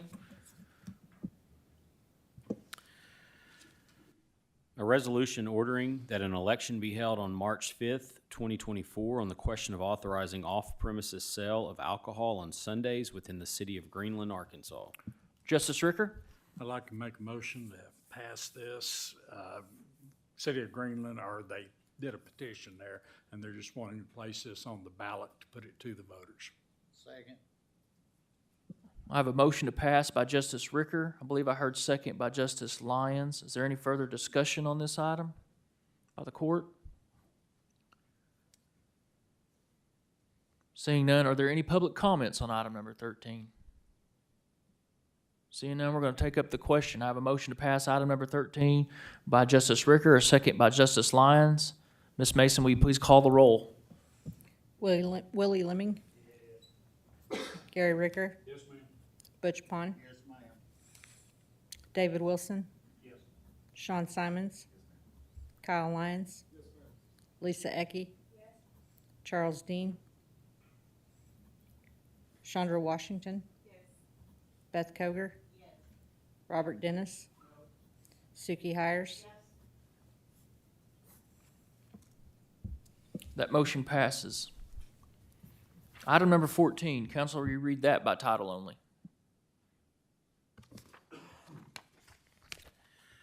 Item 14 is a resolution expressing concern about the USPS's plan to reduce mail operations at the Fayetteville facility. Justice Simons? Thank you, Chair. My colleague, JP Rio Stafford's not here tonight to present this, and I was brought with the opportunity to co-sponsor this resolution and was happy to partner with her on doing this. As you can see in the ordinance, there's plans to decrease the presence of the USPS distribution, move that to Oklahoma City, and this resolution is just basically articulating our displeasure of them doing so. So I make a motion that we pass this. I have a motion to pass item number 14 by Justice Simons, a second by Justice Lyons. Any further discussion on the item? Any public comments on item number 14? Seeing none, we'll take up the question. I have a motion to pass item number 14 by Justice Simons, a second by Justice Lyons. Ms. Sean Simons. Kyle Lyons. Lisa Ecke. Charles Dean. Chandra Washington. Beth Koger. Robert Dennis. Suki Hires. That item passes. Next up is item number 15. Council, will you read that by title only? An ordinance ratifying a conditional use permit recommended for approval by the planning board for the Munyon Road Wireless Communications Facility. Item number 15 is on its first reading.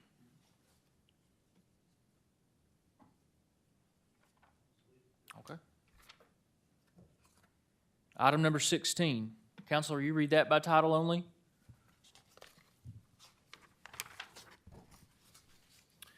An ordinance ratifying a conditional use permit recommended for approval by the planning board for H&H Concrete Services. Item number 16 is on its first reading. Justice Lyons? Thank you, Judge. I looked into this. I think this is a good business. It's a good area. It's right on Highway 412. I only would like to add one thing to the conditions. I know the conditions is to erect a privacy fence, which is good. The only thing that I would like to add is that any of the equipment that's stored on site is stored behind the fence, that we don't leak outside the fence. Is that just added? I would make it as a motion to amend it. Motion to amend okay, so motion to amend the conditions. Motion to amend the conditions to prohibit equipment outside of the privacy fence. All equipment that's going to be stored on site is stored within the fence. Motion by Justice Lyons. Second by Justice Ecke. Is there any further discussion on the amendment to require the equipment to be stored behind the privacy fence? If not, all those in favor of the amendment? Aye. Those opposed?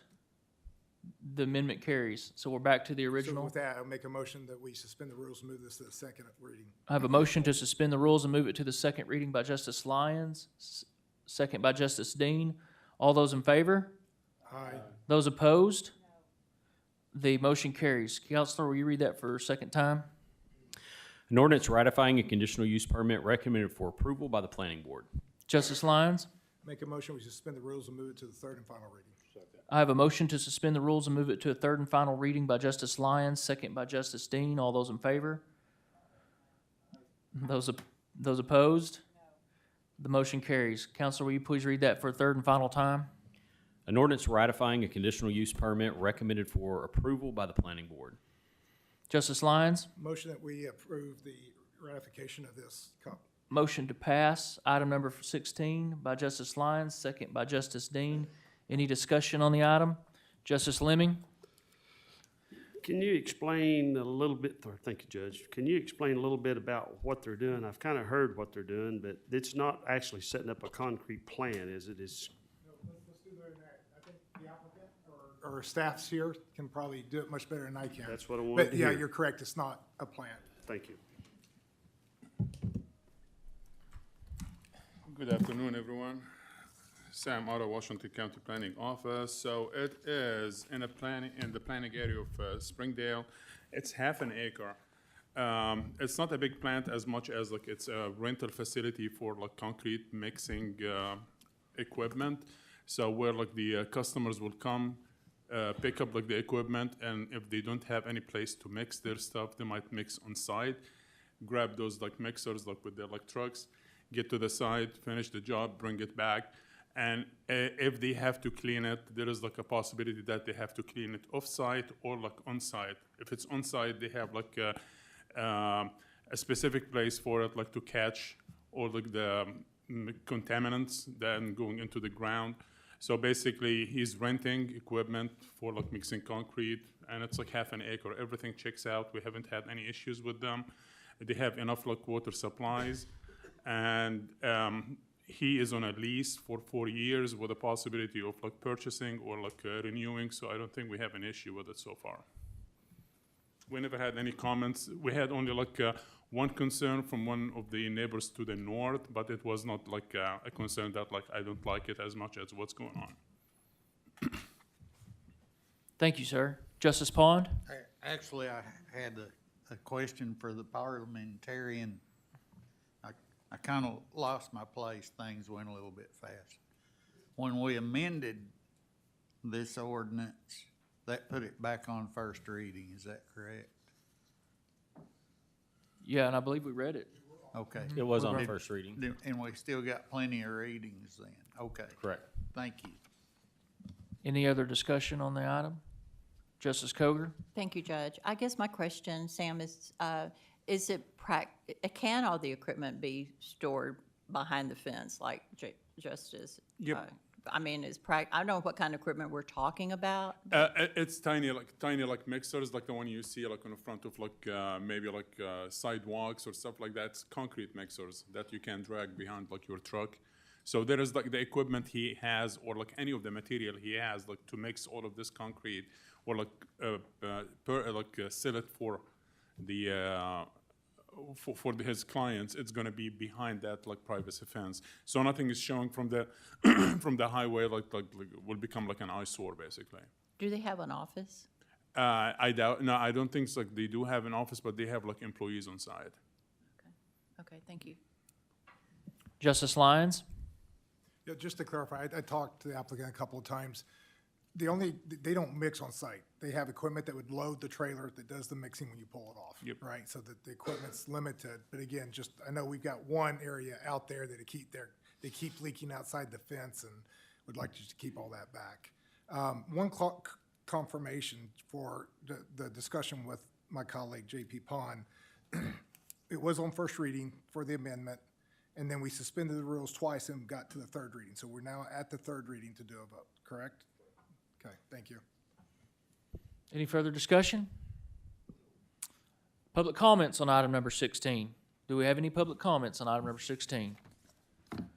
I don't see any, so we'll take up the question. I have a motion to pass item number 16 by Justice Lyons, second by Justice Dean. Ms. Mason, will you please call the roll? Willie Lemming. Yes. Gary Ricker. Yes, ma'am. Butch Pond. Yes, ma'am. David Wilson. Yes. Sean Simons. Kyle Lyons. Yes, ma'am. Lisa Ecke. Charles Dean. Chandra Washington. Beth Koger. Robert Dennis. Suki Hires. That item passes. Justice Lemming? Can we take about a 3-minute break You'd like to take a, before we start this next one? without objection, let's take a 5-minute recess. All right.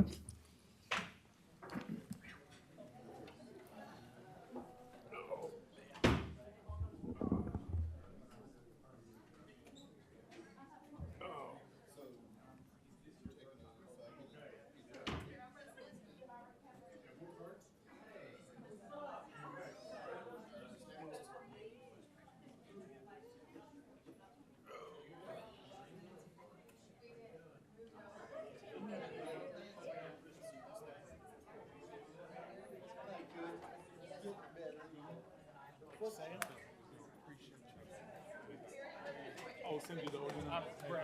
That was I'll send you the ordinance once it's done, so I assume sometime like next week. When can we start doing some stuff? I want to talk to Mr. Lyons and say, thank him for, Oh, yeah. Just stay like,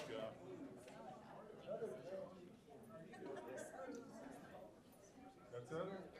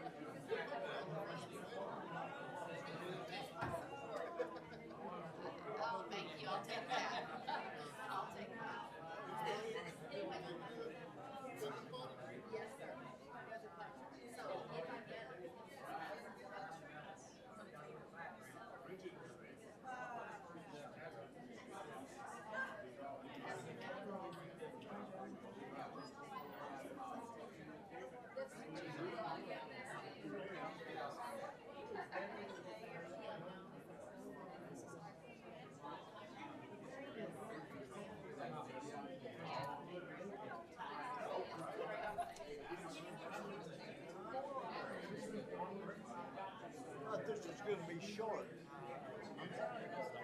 I know it. We don't have any help. I bet we're okay though if you. Just his name, so you can. Do whatever you gotta do.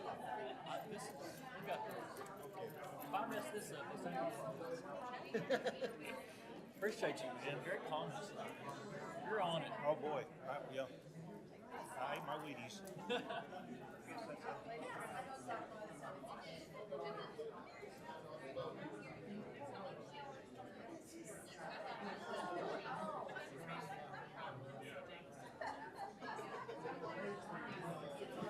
We're gonna start back in 1 minute. 1 minute.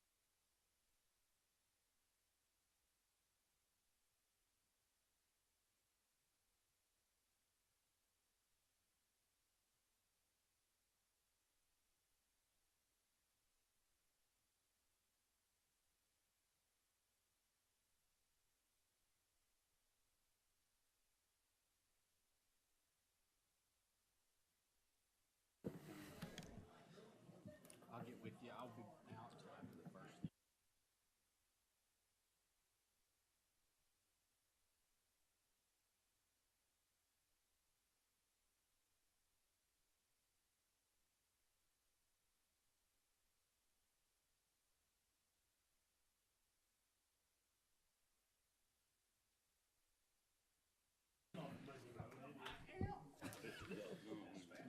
All right, we're gonna bring this meeting back into order.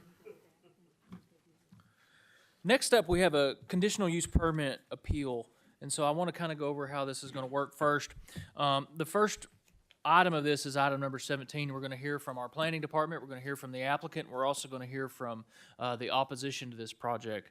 After that, we're going to open it up for discussion amongst the court after we get done with our fact finding. Then finally, item number 19 will take action on it one way or the other. Justice Lemming? This is off of this subject, being that I didn't act on 15, can I bring that back up anyway? Can I? It's, I don't think so. It's dead in the water until next month? Till next month, yep. Okay. What was 15?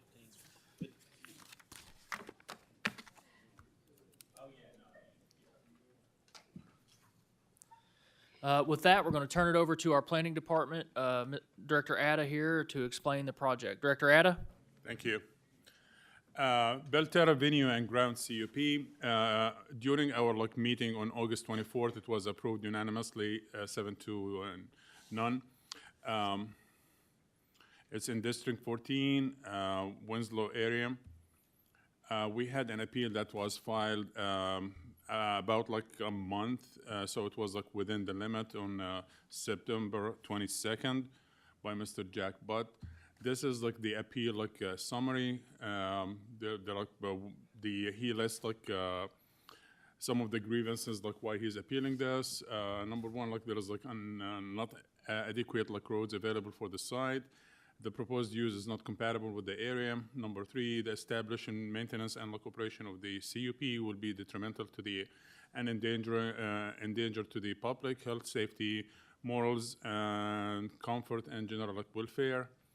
The CUP will be injurious to the use of the enjoyment of the other property neighbors, and there is like insufficient conditions proposed to lessen the above impact of the CUP. So this is like the site, and the reason the planning staff like is listing like two properties here, because like when this happened, when this project came to us, the split was not finalized, so we had to use like the two parcels that like the 40 acres is gonna come out. So this is like the general idea of the vicinity map, and this is the site itself. And this is like the neighbor notification, 300 feet from the property we're like notified. So this is basically the property project site where the proposed venue is gonna be on 7 acres within the 40 acres like lot. The CUP sought to build like a venue and event center about like 10,000 square feet, utilizing about 7 acres of on a 40 acres tract of land.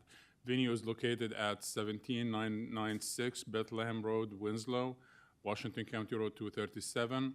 The venue is about like 2 miles from Highway I-49 and 1.5 miles from Devil's Den Road. There will be approximately 125 parking spaces provided with no less than 4 regular handicapped and 1 van accessible handicapped like parking. Maximum capacity will be around 300 persons. The business will have 2 employees with the goal to have a total of 4 full-time employees in the future. Hours of operation will be from 8 a.m. to 4 p.m. Monday through Thursday, 8 a.m. to 11 p.m. Friday and Saturday, and 8 a.m. to 10 p.m. on Sunday. The main business day will be Friday and Saturday. To date, planning received 13 comments, and you can do the calculations here, like you'll see 12, but like we had a visit from like one of the neighbors, so that's why we add like to 13. 2 phone calls in opposition, 6 emails representing 9 neighbors in opposition, 1 phone call in support, and 3 emails/letters in support. The comments cited concerns including light pollution, noise, vehicle music, loud music outdoors, depreciation of nearby property value, environment and health increased dust and vehicles exhaust emissions, incompatibility with the surrounding agricultural residential uses, traffic safety and lack of county road services and maintenances, existing dirt road and its ability to withstand increased traffic. So that's basically a simple representation of the neighbor that we received comments from, for versus against, and the yellow line is like the 300 feet that we notified. The purple, pinkish is like all the neighbors that were notified. The red ones that they oppose. The green ones are the one like who are like for this project. Since like the safety was like a big deal and a big issue, and that's most of the discussion like maybe we're gonna hear today or like we already heard, planning staff contacted the Sheriff's Department dispatch and requested the accident reports from 2002 and 2003. As you can see, most of those accidents, they were like had no injuries, like vehicle wrecks basically from generated from those addresses. So we have 1, 2, 3, 4, 5, 6, 7 over like 2 years being reported. And the planning conditions, as you can see, we put as much restriction conditions as we can for the CUP because this project, if it's approved, is going to move for the large scale and it's going to be on like a much bigger like scale with engineering involved and landscaping. Any question? Questions for planning staff?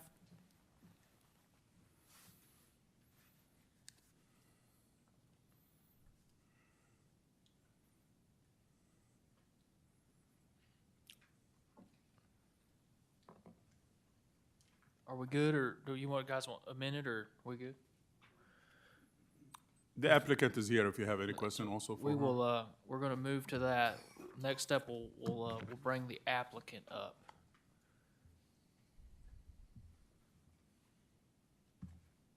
Right, let me just open the presentation for her. Just, Yes, sir. If you could. Yes, sir. Are you saying you do recommend it? We don't recommend as much as like we brought it to the planning board and it was approved like 7. I mean, unanimously, so we never had any issue with the discussion. So it's approved by unanimously? Yeah, it was unanimously, yes. Okay, thank you. Absolutely. Justice Dean? Thank you, Judge. Haven't they already spoke with the road department about taking Yes. care of that road? And Yes, sir. hard surfacing and, yeah.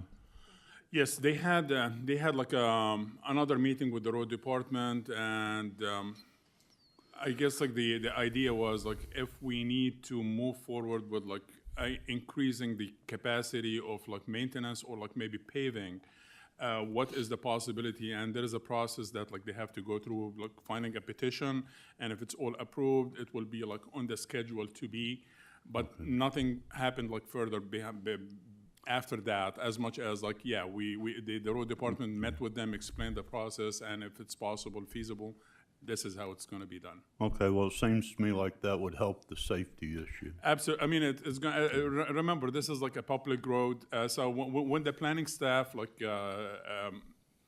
establish a project, a CUP, or like regardless, or like any of those projects, we send out request for like technical reviews from lots of entities and like departments, internal and external. One of them is the sheriff's office, the fire departments in the area, the school districts in the area. Everyone is being affected. So besides the neighbors, we like ask for technical reviews from like even engineering, road department, environmental, all of that. Even like the watershed like areas, like we check with them. None of them came back with a negative like review or like any concern regarding like safety, as much as, well, it's a public road and everyone's using it. You cannot like force people not to use it. But we've heard the discussion of like people like being impaired or drunk. So that's on them. I can't tell like someone who's like being, otherwise like you wouldn't have like cars or like highways if this is like the case. But it's a public road, like, and safety is like a very important thing. Road department or like the county does not design like unsafe roads. We just like follow the terrain.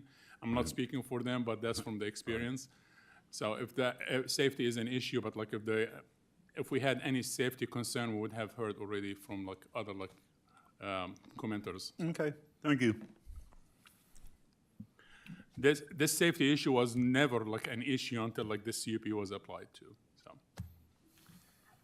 Any other questions for planning staff? All right, we're gonna bring it, okay. Justice Coger? Sorry.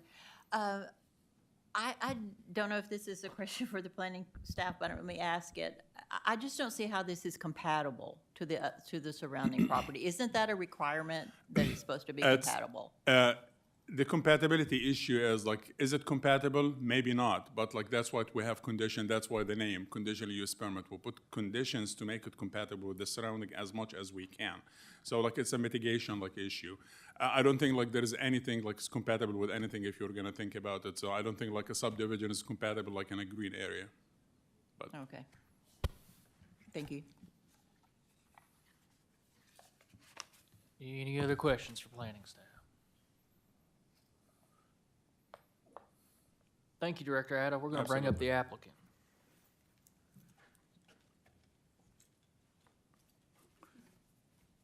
Thank you, ma'am, for being here. You'll have thank 30 you. minutes to present your project. 30 minutes? Yes, ma'am. Okay, thank you. That's quite generous.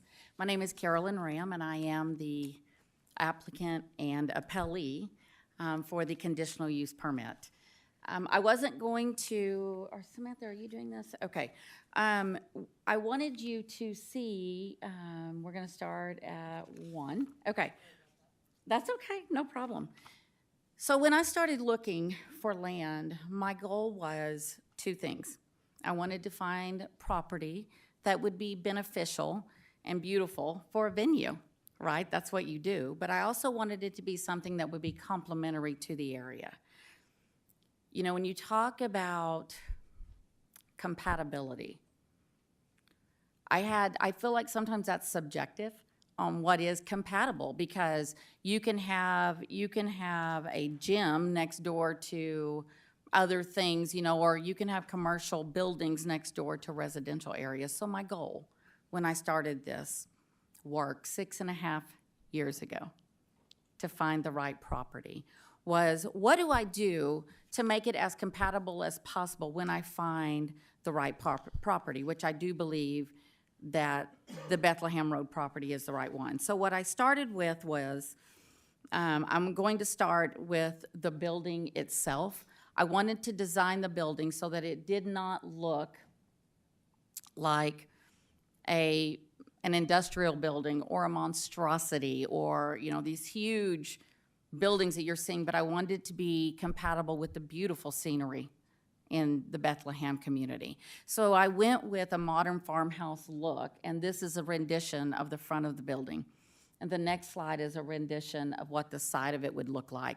I bought 40 acres so that I wasn't on the road, so I didn't have neighbors around to bother the neighbors, to make them concerned that I was going to bother them. When I made the offer on the land, I feel like this is very important, and I'm going to preface what I'm saying to say this entire packet has been emailed twice to the Quorum Court members, but I believe there's been some issues with your email, so you may not have received it. That's why we did paper copies tonight. So when I decided to buy the property, I explained to the seller what I was going to do. He had this property on the market for well over a year. And I know that there had been people that had looked at it and it just wasn't what they wanted. I know that Mr. Butt, the appellant, had looked at it and it wasn't what he wanted to add to his land there. So when I bought it, Mr. Main, the seller, said, "What are you doing with this land?" And I said, "I want to build an event venue out here." "Well, you don't need 40 acres, was his comment to me.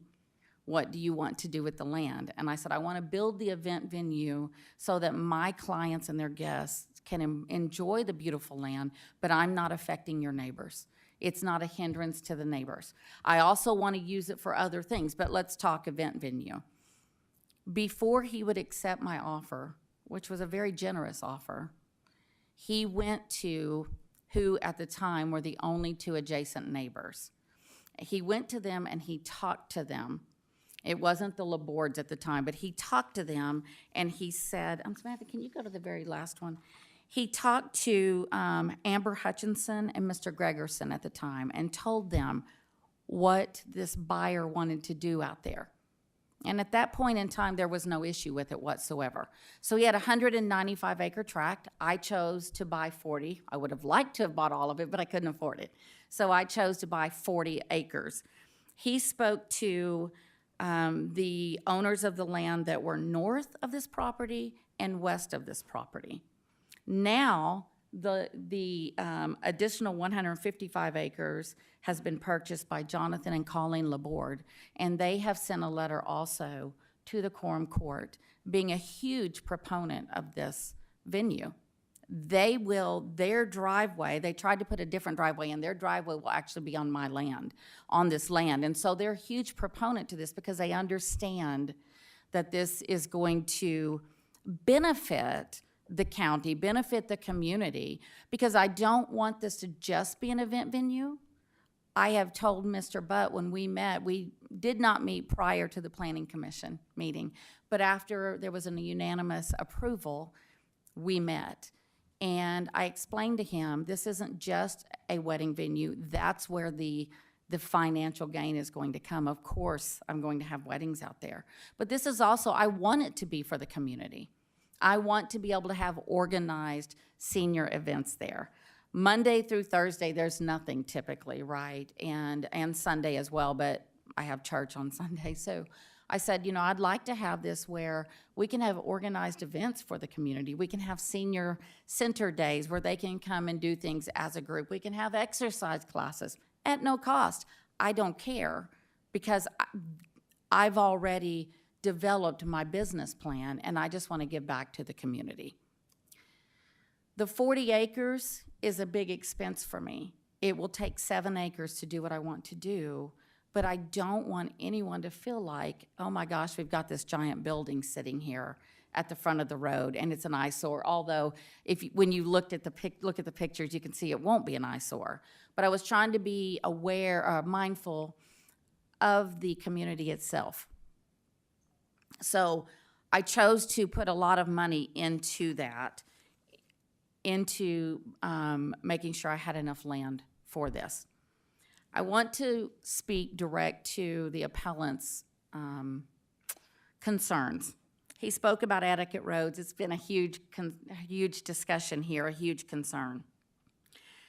These roads are gravel. It's a gravel road. It's 1.5 miles of gravel road. I had a fact-finding conversation with the county road department, and that's all it was, because this isn't what I do, right? I needed to know, what could I do to alleviate the concerns of the neighbors who now had these concerns?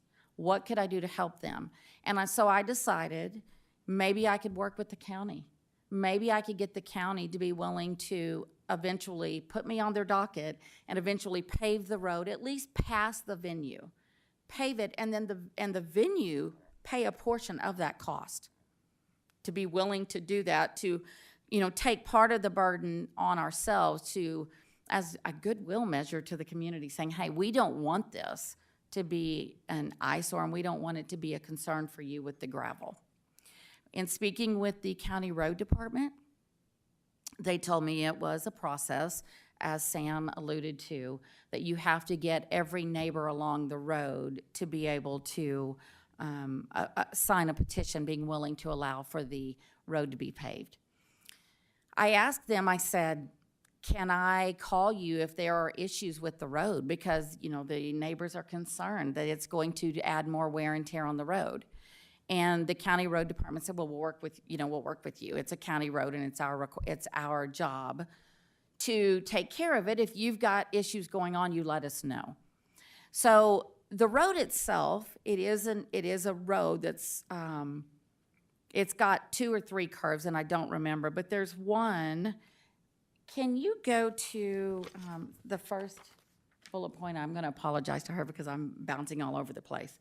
When Sam brought up the accidents, I want to point out the fact that from I-49 to where Belterra will sit, there have been 3 accidents since 2021. I'm sorry, the beginning of 2022. There have been 3 accidents there.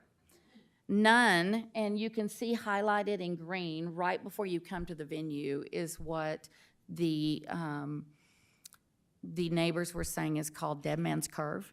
There have been no wrecks whatsoever on that curve. It is a curve. It is a curve. But if you're a driver with a license, when you see a curve, whether it be paved or not paved, you slow down, right? The county said they were willing to put a sign up that said curve to help with this issue. I will do anything I can to abate the concerns of the neighbors, but I believe in this. And I understand the fear of the unknown is the worst fear. So let me start by there. I understand that. I've shown you the pictures of what the venue will be. This is the 3rd time I have paid an architect to design a venue, because what I do is I look for land first, and then I design it. I go with it full force. I design the venue to benefit and to beautify that area. It's not I picked the building and then I found the land. So this is the 3rd building. The last piece of land, for everyone's understanding, was one I worked on for over a year with my realtor, and then we found out at the end that it was in a floodplain zone. So I spent all this money and I couldn't build it there. So I built this after I found the land, after Mr. Main got the approval of the 2 closest neighbors at the time. I then designed the venue. I wanted to talk about the amount of cars. The venue, when you build a commercial building, and this is what I told my brother who is the builder, he believes you start small and you build big. I disagree in the event venue business. I've done well over 100 weddings, and you build your building for what you want it to be for your guests and your clients. And so when I build this building, I am building it so that 300 guests can be there. That's not a typical wedding size. I need to just say that. That's not a typical wedding size. The typical wedding is typically 150 people, which you're looking at 60 to 75 cars. Okay? So that's typical. But I'm a visionary, and I'm building it for what I expect it someday, hopefully, to become. I also am working with a charter bus company out of Fayetteville, talking to them, because it's only 15 minutes from Fayetteville, and it's only 40 minutes from the Bentonville Square, thanks to I-49. It's also only 45 minutes from Rogers Avenue in Fort Smith. So there is no venue close to this, but I have been to many venues, and one that was 12 miles out of town said, work with a charter company. So when you have guests that have people that are coming in from out of town, this charter company will go to a hotel, a common meeting place in Fayetteville, pick up all the guests that want to ride to the venue, take them to the venue, and then come back. It's kind of a boutique idea, if you will. It's a niche that no one in Northwest Arkansas does at all. But it's something I want to offer. A, that would alleviate some of the traffic. B, it's something that when these college girls want to get married and their parents, I'm gonna be very candid, with their money, want to do something unique, they can charter this bus for a very fair fee and take the guests out there. So I thought, okay, how can I alleviate these concerns of the neighbors there? Typical wedding is going to be $150. Typical times for weddings are Fridays and Saturdays, okay? I want to talk about noise, and I want to talk about lighting. I think that's some that was brought up at the Planning Commission that hasn't been spoken of yet tonight, but it may be. We will spend an enormous amount of money to do a state-of-the-art surround sound system. There is no venue in Northwest Arkansas that has one. And if you've been to any of the weddings, it doesn't matter what size the venue is, if it has a reception, the music is loud. And I hate that. I think it's very tacky, and I don't like it. So we've spent an enormous amount of money in our budget for a surround sound system, which alleviates the need. First off, there's no neighbor that would hear it because of where it's going to sit.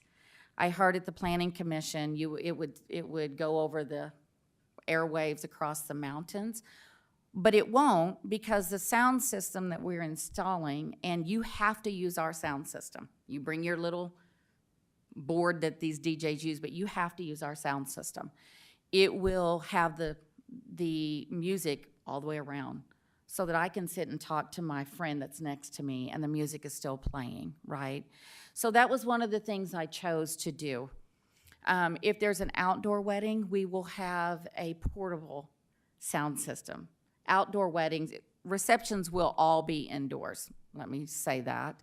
All wedding receptions will be indoors, but there are weddings that will be outdoors. It's a beautiful piece of land, but we'll have a portable sound system once again. And if you know, during weddings, it's not loud anyway, but we will have that available. Lighting, we are not intending on there being any lighting out by the road. Again, that's why I bought the 40 acres. I'm buying the 40 acres. There will be one uplight or downlight, whatever works best, on the sign itself. And the only other lighting, because I can't afford to pave the parking lot probably for the first 5 or 10 years, but the venue itself will have down lighting. I don't like the commercial lighting that goes out. So at the Planning Commission, they had talked about that, and I wanted to bring that up. And again, all of this information is in your packet, but I know you probably haven't had a chance to look at it. I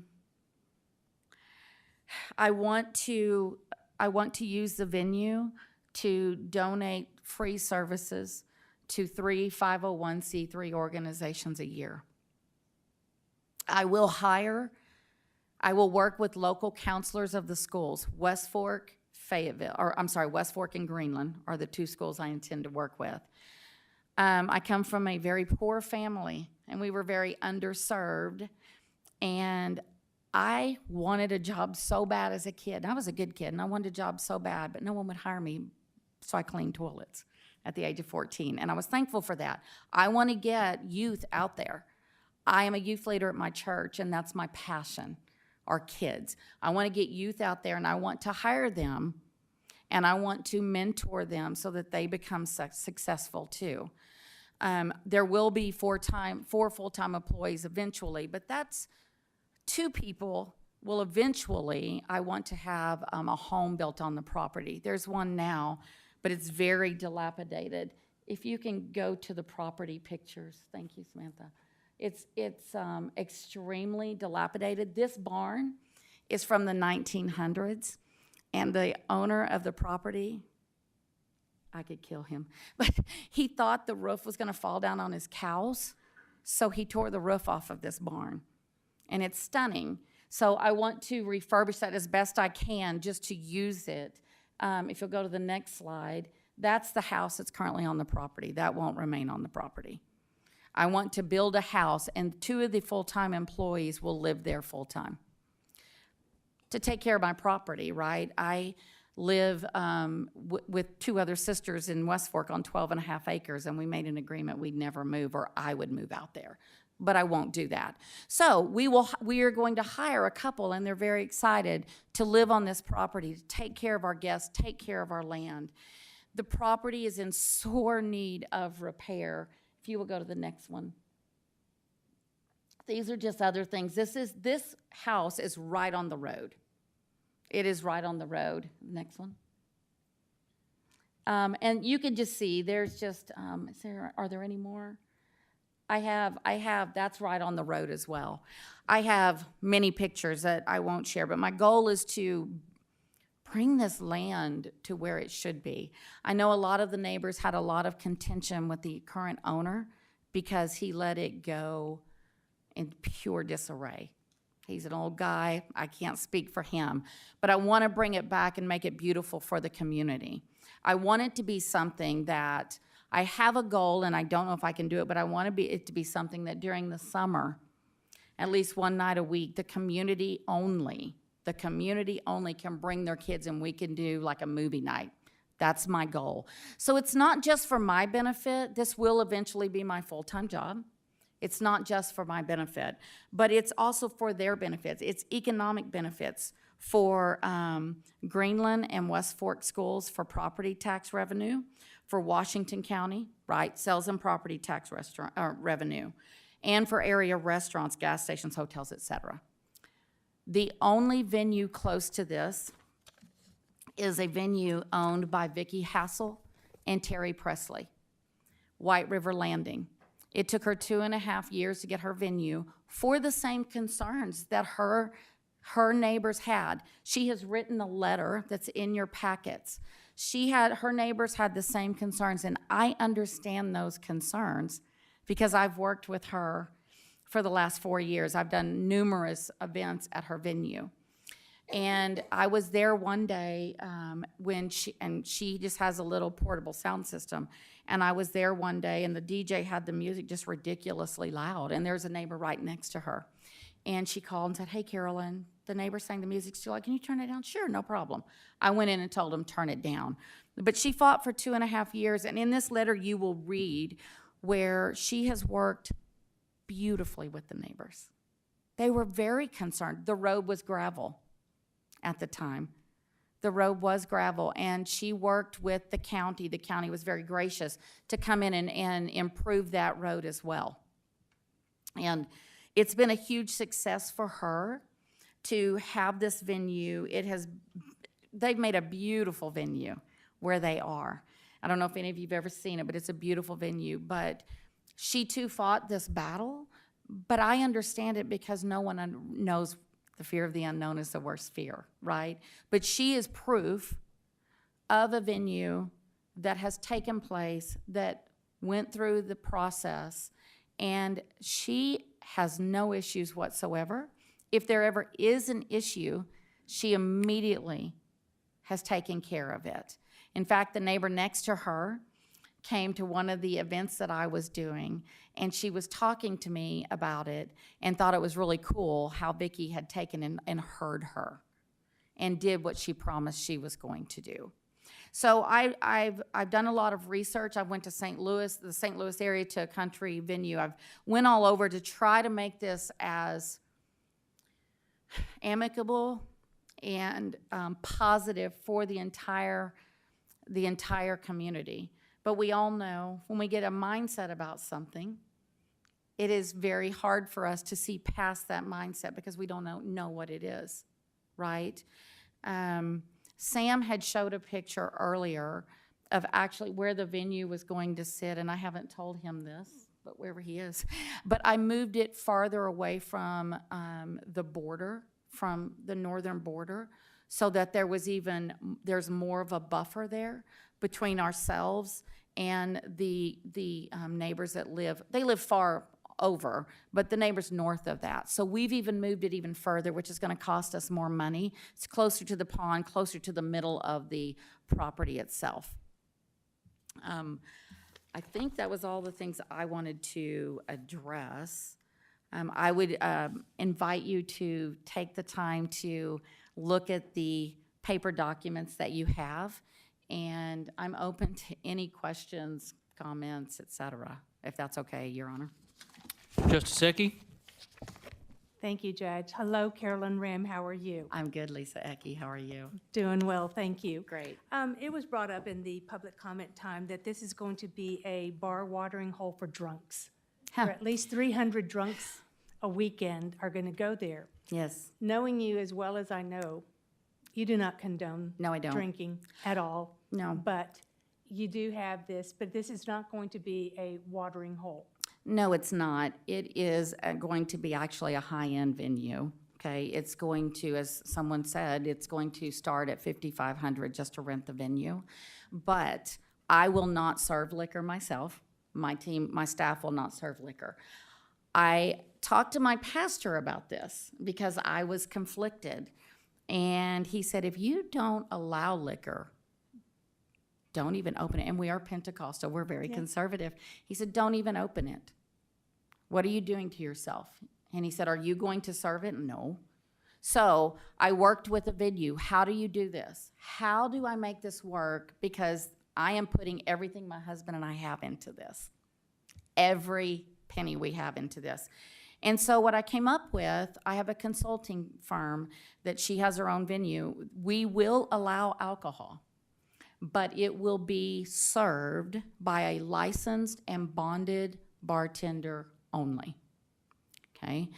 There will always be a staff member of mine. If I'm not there, there will be a staff member there also. And if you're not familiar with licensed and bonded bartenders, they are required to know their guests, right? And what we are going to do, what we are going to require, now I can only do so much, we are going to give 3 little tickets to every guest over 21. And that's the most that they will get, if the client wants that, right? Now, can Joe give Fred his ticket? Yes, he can. But right down the road from here, you've got a bar, you've got restaurants that serve liquor, carte blanche to anybody, right? And so our goal is to make this as safe as we can. It's definitely not a watering hole. It's definitely not a little old place you're gonna come and have a little old party. That's not what this is. But it's a very unique opportunity for the Winslow community to shine. And yes, Lisa, we will serve liquor, but it will be very constrained, right? Very monitored, very constrained. And even if the bartender says, oh, he's only had one, he can have another with his little ticket. If my staff member says, no, he can't, then he can't. That's the way that will work, and that will be in my contract with my clients. When Mr. Butt met me, he told me that all of these people were going to leave and all of them were going to drink. That never happens at any event, I will tell you that, at any wedding. It has never happened at any of the 100+ weddings I've done. But what he said was, they're going to leave, they're going to go down the road, they're going to kill somebody, and they're going to come after me. Well, my job as the venue owner is to do the best I can to ensure that this high-end wedding that's going to cost anywhere from probably $10,000 to $40,000, right, is maintained, it's beautiful, it's organized, people have a good time, but they come there and they leave there in a safe manner. And then once they are off of my property, I would hope, as licensed individuals, that they would go and leave and not cause havoc, just like they would if they left a restaurant and had drinks there. Does that answer your question? Thank you for the explanation. You're I welcome. do appreciate it. Thank you for bringing it up. Additional questions for the applicant? Justice Hires? Thank you, Judge. Hi. Hi. I just have a couple of questions for Sure, you. sure. One of the things that I noticed in your letter, because I got all your stuff through email last good. week, and Great. but I noticed that you had mentioned something about the appellant, or whoever the appellant, didn't live. No, he doesn't. Okay, and so, but then I noticed that you said that you weren't planning on living on site either? No, Okay. no, and I would love to, but I don't break my word. Okay, I just wanted to Yep. make sure No, sir. because of No, the ma'am, other sorry. comment. Okay. No. And then you've said a couple of times that you've bought the property, but then you said you haven't bought the property, so can you clear me up on that? Sure, sorry for the misspoke. No, the property, I have an offer on it, and it's contingent upon my getting the conditional use permit. To be very frank, I can't afford the land. It's beautiful, but I can't afford it unless you put the venue on it. Okay, so you haven't closed on the property No, yet? no, Okay. ma'am, and the seller has been very kind with all of the delays. He Okay. believes in this. Thank you. Justice Coger? Thank you, Judge. Thank you for all the information. I guess my question, I'm concerned about the roads for one thing. And one of the letters that really got my attention was from the Northwest Arkansas Land Trust, when they talked about, all the traffic on the road. And then the traffic study that was done by Mr. Butts, I believe, and there were, 4 blind spots on this road going around curves and all.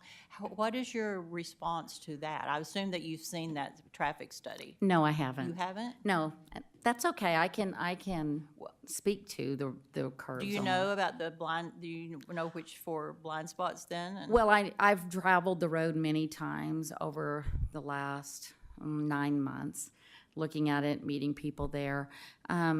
I'm not aware of the 4 blind spots. There are 4. There's one I'm aware of that's a blind spot right before you get to the venue. There are curves in the road. I've been out there, I will say this, many times at different times of the weather, if it was raining or if it was snowing, because I need clients to come when it's raining, when it's snowing, and to see how the road looked.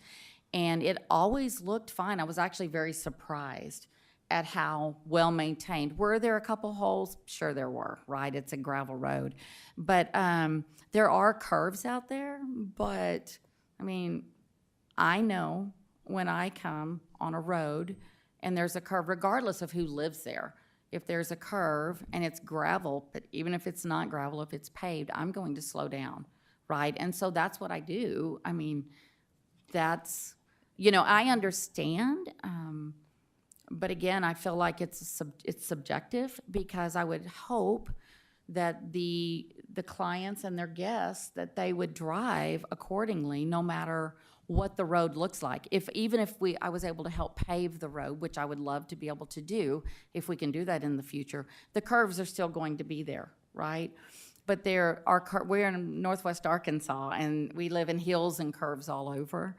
And so I don't know of an area that you know, is in the country, that some of the county roads aren't gonna have some curve to it. Oh, sure. Yes. I guess to that, I would say that the guests probably aren't familiar with the road, though, when they come, and they wouldn't be familiar with the curves. But correct me, did you say, or did I read somewhere that there's going to be 125 parking spots? There is 125 parking spots. Okay. Like I said, the typical wedding size, Okay. is 150. And if Okay. you look at statistics, that's 60 to 75 cars. But when I build, I'm going to build for growth in the Okay. future. I'm sure someday I'll have a wedding of 300, but that's my goal. But that's not going to be every day, every weekend, you know. Okay, thank you so much. You're welcome, thank you. Justice Lyons? Thanks, Judge. Back to the alcohol, just clarify a couple things that my perception of what you're telling me. No open bar, limited tickets. Your clients will not be allowed to bring alcohol onto the property. They must buy from you. The alcohol will be provided by that licensed and bonded bartender, so they will go through them, and that bartender, he will know, based on the number of guests, how much alcohol he will bring, right? They're not going to bring it in coolers and bring it in. That's not that was going to the happen. clarification. That's not Okay. what this venue is. Okay, and a lot of talk about blind spots. I mean, I drove the road. I went out there, what was it, Saturday? It's a normal Arkansas road. Yes, I it mean, is. My road that I travel on, and it's paved, has curves. Yes. Curves, naturally, you can't see all the way around the curve. So I guess, you know, calling it a blind spot, yeah, okay. But that's normal for anywhere you go, not just in Arkansas, in a lot of places. So Yes, sir. I guess I'm just not following. The whole Well, blind spot. let me just say, I live 3 blocks off of a paved road. I live very close to Greg Tabor, actually. And I have 3 curves in that 3 blocks. And I live 2 minutes off of off of Highway 71 in West Fork. No matter where you are, you're going to have curves. I personally see one blind spot, and that's what they call blind man's curve, right as you come to the venue. But if you looked at the map that showed the accidents, there have been no accidents at the one. What I saw was a true blind curve there. But again, if I'm going on a new road that I'm not aware of, and it's got curves, I'm going to drive accordingly. I mean, and again, the county has said, we will put up a curve sign for you if that would help. So, Thank you. thank you for going out there too. I appreciate that. Justice Simons? Thank you. Thank you, Ms. Ram, for being here. Just for the benefit of the court, in no place in our purview do we put our responsibility or accountability of our road infrastructure on property owners whose curves do not exist on her property. So why are we even talking about blind man curve or dead man's curve or whatever? If it's not on her property, it's not her responsibility. It's the accountability of the people who get behind the wheel. So let's move on past the road infrastructure if it doesn't pertain to her property. Justice Coger? Okay, first of all, I'd like to reply to Justice, to what was just said, but one of the conditions says that the establishment, maintenance, or operation of the conditional use permit will not be detrimental to or endanger public health, safety, morals, or comfort, or general welfare. That's one thing. But also, I have a technical question for the planning department. Since the applicant just stated, as I understood, that she's moved the location of the building, so how does that affect the planning board, or what was approved, and where does that put it? Thank you. What was approved is the concept of having a conditional use permit, like to build like the venue. So it's, the conditional use permit is not like for the building itself as much as like the privileges of using the property for commercial use, anything that's not agricultural or residential. That's one thing. Yes, and the other thing, when it comes to the being detrimental or like unsafe, we're talking about the use of the like, so is it like a slaughterhouse? No, it's not. So it's like it's safe for like use. So that's what we're talking about, the use of the project itself. Yep. can I respond to, okay. Certainly. Thank you. Justice Koger, the reason, and I want to reiterate this, the reason I have chosen in this concept to move the building is so that no one even sees it. There's no neighbor that's even going to see it. So there is a pasture where I wanted it to be. It was beautiful, but I didn't want any neighbor to even see it, so I have moved it, and it's a little bit of a hill that's more centralized. And I know that before we do the large-scale development plan, I will have to work with the Planning Commission and all of that on that. But that's why I chose to do that in my mind, in this concept, so that it alleviates, it'll be a beautiful building, but it will alleviate anyone even seeing it in the community or the guests even seeing anything else other than the foliage and the landscaping there. Any final questions for the applicant? Thank you, ma'am. Thank you. With that, we're going to move on to the final 30 minutes. This will be for the public to speak on this project. Public comments are limited to 3 minutes per person unless you're representing a group, and then we usually afford you 10 minutes. So please identify yourself, where you're from, and if you're representing a group. Thank you, Judge. I'm kind of in a middle place here. I'm representing myself. I'm in the appellant. My name is Jack Butt. Thank you for this opportunity to speak to you. With the exception of 7 years in college and law school and 4 years active duty in the United States Army, I spent the rest of my 73 years as a lifelong Washington County resident.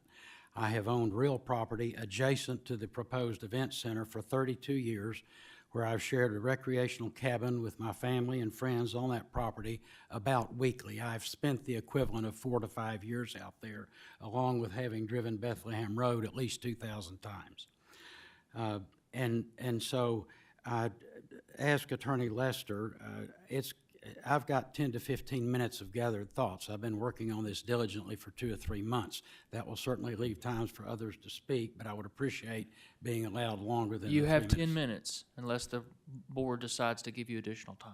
Well, I will do my best. First of all, I'd like to note that of the many things that are appealing about the proposed event center, they are not in the conditional use permit. She says she will have bonded bartenders that will serve only 3 drinks. That's not in there. So if she has an open bar, there's no enforcement because she has not broken her conditional use permit. She says she will have surround sound, but if she doesn't and she has very loud loudspeakers and keeps the windows open, she has not violated her conditional use permit. She says she's going to bring community activities out there to use the building for free, but if she doesn't, there's no enforcement because there's no conditional use permit. She says how she's gonna build a nice house. If she doesn't, we can't enforce it. It's not a conditional use permit. If she doesn't build a beautiful French chateau out there, but instead runs out of money and builds a steel building, that's not in the conditional use permit. So her dreams and proposals and notions to make this palatable are not enforceable by anybody. They're her dreams that this court, these citizens, the sheriff can't enforce.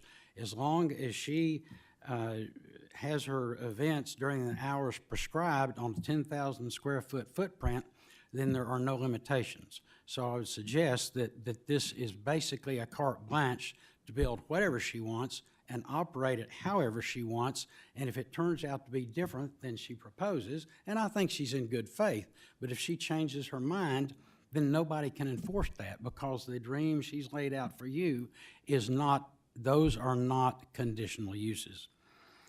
I am curious, I think 3 of you indicated you'd gone out and looked at the property. Justice Lyons, were you one? Thank you very much. And Justice Ricker, thank you. And I think Justice Hires. Has anybody else been out to look at the road? Okay, Justice Dennis, thank you very much. I appreciate your time doing that. I'm going to hand out a briefing book here. I've got a PowerPoint thing, but if a audiovisual system can break down. It's going to happen when I'm doing it. So I've got the slides prepared for you that will show up here, and we'll refer to them. And I also am handing out a statement that I didn't have in time to turn in for this meeting from Dr. Linda McGee, a public health doctor, about the concerns about this property. And this really hearing isn't really about whether this will be a successful wedding venue. This is about the most inherent, basic constitutional rights to property that Washington County citizens have and you as quorum court members have sworn to protect. I have no doubt that Ms. Rahm is a successful event coordinator and she hopes to build a nice event center, but that is irrelevant to the concerns tonight to protecting the constitutional rights of the citizens that you've sworn to protect. So I've put up here the two provisions of state and federal constitution that we have three basic essential core rights. It'd be slide 1 and 2, please. Life, liberty, and property. No person will be deprived of those without the due protection of the laws. And a protection for these constitutional rights comes from zoning laws that prevent new development from harming existing residents and providing stability to property values. Slide 3, if you would. That simply cites the U.S. Supreme Court case that says how you protect property rights is through zoning laws that protect the values that people have where they are. The very reason that the home where you live right now does not have an all-night gas station on one side and a fraternity house on the other is zoning to protect you from incompatible uses. If you could go to map slide 4, please. And you all can follow these. This is a rough drawing of Bethlehem Road. It really goes nowhere. Nobody goes on that road except the citizens who live there who come to and from work. There's about 60 households, and there's probably 40 cars a day going one way and 40 cars a day going another way. That would explain why there's not many accidents. Everybody on that road lives on that road, knows that road, and knows how to travel gravel roads. I think we're going to get into a different concern that I'll address later if you put 200 cars on that road who don't know how to drive on gravel roads, who don't know that road, and have had 3 drinks. And I would suggest that at the weight that any of at least you lady justices are, 3 drinks will make you over .08 and legally drunk to drive. So, and if you start borrowing tickets, that's not necessarily the venue problem. That's the problem of whoever that drunk driver runs over going home. Bethlehem Road is aptly zoned residential agricultural. It's limited to single-family dwellings of 1 acre or more and farming. In fact, that's all there have ever been there. Its zoning is a perfect fit to protect the constitutional rights of the homes that are there. Before you tonight is a request by Carolyn Rahm, who is not a property owner on Bethlehem Road. I'm sorry. Carolyn Rahm. I'm sorry. Ram. I'm sorry, I didn't pronounce it correctly. I meant to say Rahm, but if it's Ram, I'm corrected. Thank you. But she is not a property owner on Bethlehem Road. She is not a resident of Bethlehem Road. She never intends to reside on Bethlehem Road, but her request is to rezone 40 acres of it to buy the property, build a 10,000 square foot event center and party barn with a 125-car parking lot and entertain up to 300 guests at a time, serving them alcohol, if they please, until late in the night. It will be in the middle of a 4-mile stretch of dirt road, a West Fork rural school bus route, which has never had anything but single-family homes and farms on it. Ms. Ram has had other options. Her event venue application to Greenland with nice access, nice view, in a commercially zoned area was granted. She did not pursue it, but now seeks a conditional use in an inappropriate zoning area on Bethlehem Road. The Washington County zoning ordinance contemplates that special zoning, different from what exists and controls, can be granted by a conditional use permit which dictates very special conditions, all of which the applicant must meet and which you as the county government must determine exist to protect the constitutional rights. I flashed this up. All of you should be intimately familiar with it. That law at section 11-200 of the county planning ordinances states that you must find each of all of these things to approve the conditional use. It's not they meet one or two, they have to meet all of them. And if you find that the proposed use fails to meet any of these standards, then you must deny the permit. So first, that adequate roads are available and public safety is not endangered. Prior to your taking this up, no one has evaluated whether Bethlehem Road is adequate and safe to support this venue. I went out and talked to Jeff Crowder, the transportation head for Washington County, and I said, Jeff, what did you do to evaluate the safety and adequacy of this road? Jeff said to me, I do not have the competence, the ability, the authority, or responsibility to evaluate safety and adequacy. I can't do that. I won't do that. It's not my job. That's for some engineer somewhere. And when he turned in his sheet on this, he did not confirm anything. He simply said the county has no present plans to pave this road. It won't benefit anybody except the applicant. So at the planning level, there was no evaluation of the safety or adequacy of this road. So here are the facts about the adequacy and safety of this road. I paid for an investigation, and you have it there by a former police detective investigator, and it states various things, that the road is not wide enough in certain places for 2 full-size pickups to pass. You have to stop, back up, and find a wide spot before you can go by. He noted potholes, loose gravel, washboard, red clay, no shoulders, steep ditches as challenging safety conditions, potentially aggravated by fog and darkness. Mr. Butt, your time's expired. Your 10 minutes has expired. Okay, I would request to be granted additional time. To what? 10 more minutes. I have a motion to extend the time for 10 minutes. And I had a second by Justice Koger. Is that correct? Yes. All those in favor? Aye. Those opposed? Thank you very 10 much. minutes. He points out 4 different blind corners where it is certain that cars encountering each other at speeds down to 20 miles per hour will collide or must go into the ditch to avoid collision. He concludes by stating it is certain that the probability for encounters and collisions on the blind corners will increase vastly if there are 150 additional vehicles going to and then hours later coming from the event center. Let's see, are we... Slide 6.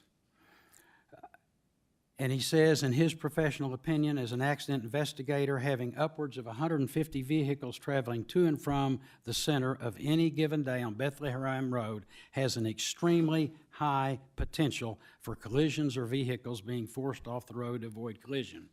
The sworn statement of Dr. Linda McGee, which I handed out with the packet just a minute ago, asserts that the risk of dying on a crash on a rural road is 62% higher than on an urban road per equivalent travel distances, and among fatalities attributed to speeding, travel on dirt or gravel was a factor in 43% of the cases. Do you have Dr. McGee's paper? Okay. Having personally inspected Bethlehem Road, Dr. McGee opines that 10 to 20 miles per hour was the top safe speed in the blind corners and stated her concern that collisions will be inevitable with increased traffic, especially if drivers are unfamiliar with the hazards of dirt roads and happen to have ingested alcohol. Now, between you and me, we all grew up, I think, in Arkansas or rural areas, and you and I may know how to drive on dirt roads, how to anticipate and encounter the ball-bearing effect of new gravel, the loss of control on braking and steering from washboard and potholes, the slickness of red clay, and the unforgiving absence of width and shoulders accompanied by steep ditches. But I can assure you that there are tens of thousands of drivers who moved here from cities as Walmart or vendor employees who don't have dirt road experience who will be encountering it for the first time on Bethlehem Road. If we can go to slide 8, please. Within the last month, and shortly after the road department told me they had done no analysis of the safety or adequacy of Bethlehem Road, I found that they had gravelled a long section of the road.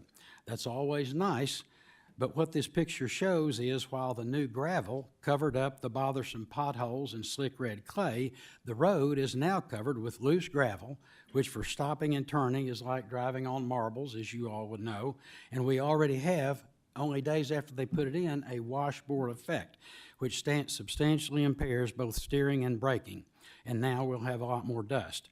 So there's really no comprehensive fix for dirt roads. Now, Ms. Ram brought up that she had talked with the county about paving it. Until this road is paved, until you all vote $5 or $10 or $20 million to pave it, it's not a paved road, it's a dirt road. And that's not in the conditional use permit, that this road has to be paved before she puts it in. That's a hollow promise until it happens. Finally, Ms. Ram has stated in an email to you that she has, contacted the county and discussed the process, but until you all vote the money and decide to spend it on this road instead of something else, it will remain a dirt road and there's no certainty it'll ever be anything better. The county road superintendent, and I think I've got the next slide on this, in the planning review submitted on this stated there are no future plans to install hard surface on Bethlehem Road due to the low population of residency on the road. Installing pavement on the road would only be beneficial to the applicant. So, secondly, among the things that must be met, in determining this, you have to determine that it's compatible with the surrounding area. There is nothing, absolutely nothing in the surrounding area but single-family homes and farms. Let's look at some pictures quick. They're in your packet, and we'll throw them up here, of 10,000 square foot facilities and 125 car parking lots as compared or compatible with this. And if you could just flash through there, there's a 10,000 square foot building. That's a tip. Okay, flash to the next one. After that one, please. That's a typical building on Bethlehem Road. Go to the next one. That's a 10,000 square foot building. Next, that's a typical building on Bethlehem Road. Keep going. Next one is a 10,000 square foot building. Next one is Bethlehem Road. That was the gentleman that spoke earlier. In his spare time, he's building his house for his wife and 2 kids right off Bethlehem Road, and he said this is going to destroy his quality of life. Next, please. This is a 10,000 square foot building in Fayetteville, and it doesn't compare with anything on Bethlehem Road. There's a dog running out to the road, which the neighbors know, and they're not going to hit it. But the 100 people going home from that wedding don't know about that dog, and it's going to get hit. So the next slides run through those. These are just parking lots in Fayetteville. None of these parking lots have 125 square foot, 125 vehicles. But that's what a parking lot looks like. Flash to the next one, please. That's what Bethlehem Road looks like. You know, you're going to tear up paradise and pave it with a parking lot. So go on through. The last slide here is kind of interesting because it shows a typical scene from a back porch on Bethlehem Road. Go on, please. That is the only parking lot I could find with 125 spaces in Fayetteville, the full parking lot of the Washington County Courthouse top level. Now, if you go to the next slide, there's a typical area of that size on Bethlehem Road. Next slide, please. This is the Harps in West Fork. It only has about 100 spaces. Next slide, please. So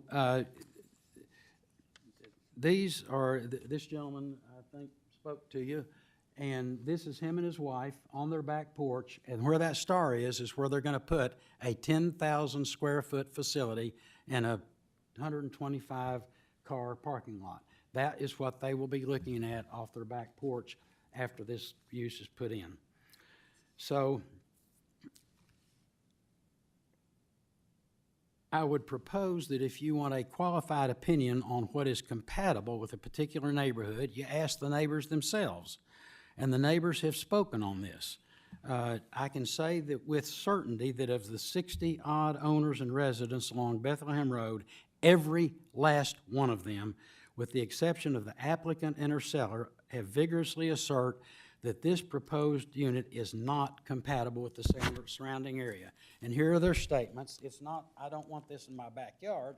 It's, we are citing to the sections of the code that you're supposed to enforce that this is not going to apply. So I'll hand this to the recorder. It's also in your packet.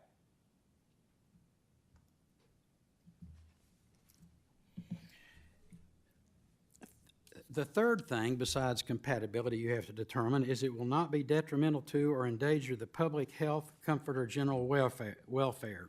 In your packet is the sworn report of Dr. Terry Payton, a pediatrician practicing in Washington County for 38 years.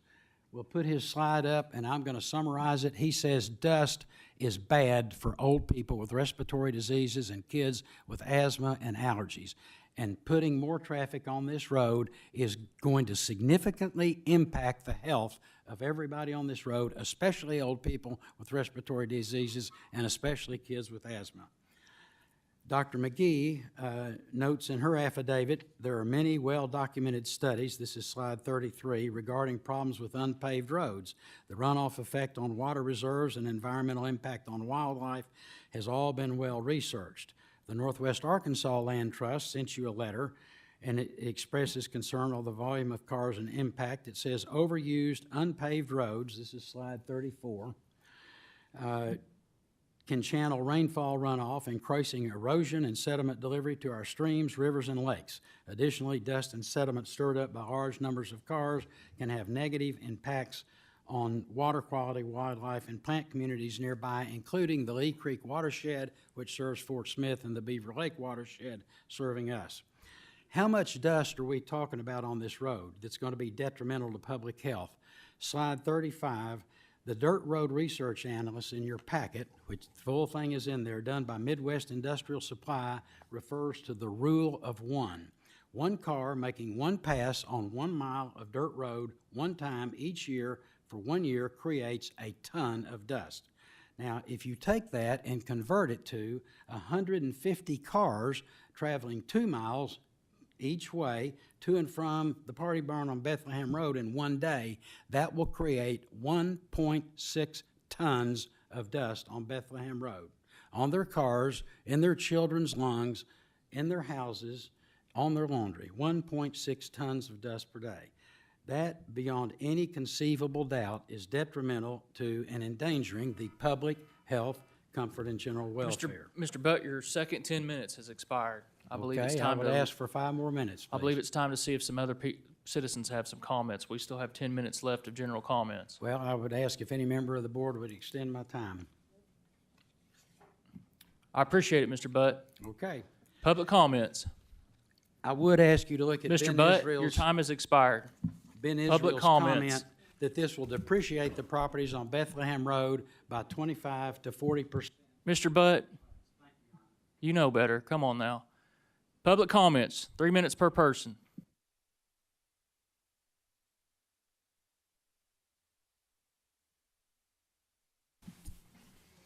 Good evening, Nathan Crouch. I live in District 8. Just wanted to say, in my time working in planning, I have commissioned several traffic studies. Never have I reached out to a retired police investigator or a public health expert. And I happen to know that the only traffic engineer in the area up here is out of Little Rock that does traffic studies, named Ernie Peters. He's not a police investigator or public health expert. Also, second point is, I was in on that meeting whenever Mrs. Ram went and spoke with Jeff Crowder at the County Road Department. Indeed, it was a fact-finding mission, and basically what it boils down to is there isn't enough demand on that road yet to pave it. And so this development just might create that demand in order to improve the road itself. If not, then maybe what they have is good enough even for the development. So I just wanted to mention Ernie Peters, traffic engineer. Thank you. Thank you, sir. Public comments. Thank you for this opportunity. My name is Marlene Flory, and I live on one of the tributary roads on Bethlehem Loop, and my husband and I have lived there since 2006. I walk on Bethlehem Road for exercise 3 or 4 times a week, year-round. My neighbors know me as a crazy lady that walks no matter how cold or how wet or how hot it is. I'm out there, and maybe I'm unusual, but I actually prefer the road not be paved, because when roads are paved, people drive much faster. And because I live there, I do know when the traffic volume is increased, and so I know when to walk to avoid the school bus, to avoid people going to and from work. And it's such a treat to be able to walk out my door, to walk for exercise and see the wildlife. And I think that adding more traffic to that road will take away one of the chief enjoyments of my life and what keeps me sane from my job here in Fayetteville. Thank you so much for your time. Thank you. Public comments.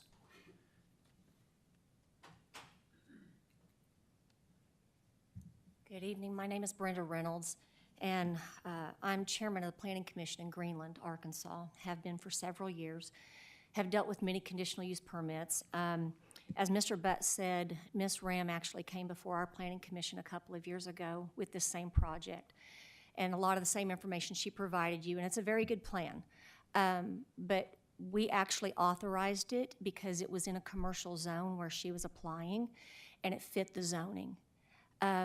Had she applied in another part of Greenland where it was residential, even under a conditional use permit, we would have ended up denying it, because there's no way that we could actually follow the code or the law with the requirements that we have to follow when doing a conditional use permit. The factors just could not be met. I noted when she said to you earlier that, it's 45 minutes to Bentonville, 20 to Rogers. That was one of the things that she said when she picked the property in Greenland. She said, I'm 10 minutes from Fayetteville, 20 minutes from Rogers, and it's an ideal hub. And actually where it was just south of the Hog Valley RV Park, which is just right off of 49. So it's less than maybe a half mile or so to get to 49, and it was paved.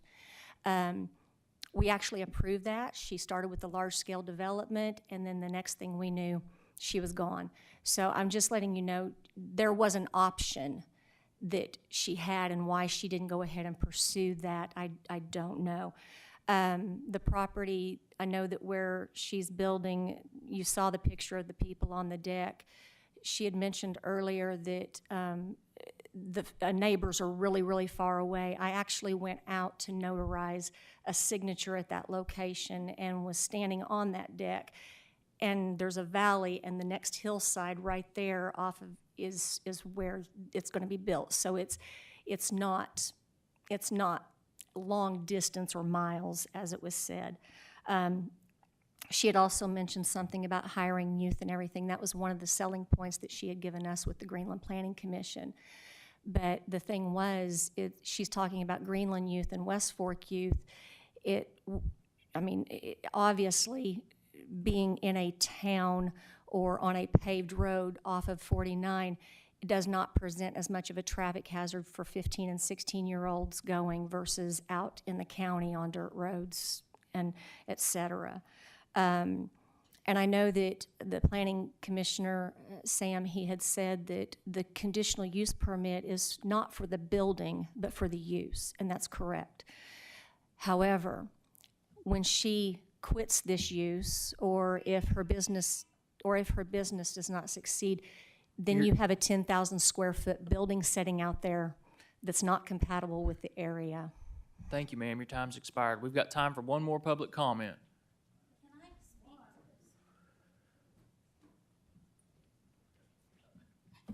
I'm a very private person, so I'm not happy with what I'm getting ready to say. However, I feel it very important to speak to the fact of why I did not get the land in Greenland. It was because my bank needed 6 more weeks to finalize the sale, finalize the loan. I had invested $12,000 on a large-scale development plan already and $1,000 escrow to the seller. I pleaded with them to give me 6 more weeks, but he had a cash buyer from somewhere up north that offered him the money, and so he told me no, he wasn't giving it to letting me buy it. It wasn't because I walked away. I loved that land, but I had no choice, so I just want to speak to that. Second, I want to say the reports paid for by Mr. Butt, I think they're all very subjective. I mean, no one knows. The fear of the unknown is the greatest fear. And so I felt the most important thing was I wanted everyone to understand. No one at the Planning Commission knew except the mayor, because I emailed him saying, I am so sorry, but here's what's happened. I didn't walk away. I was pushed away, or I would have been in Greenland.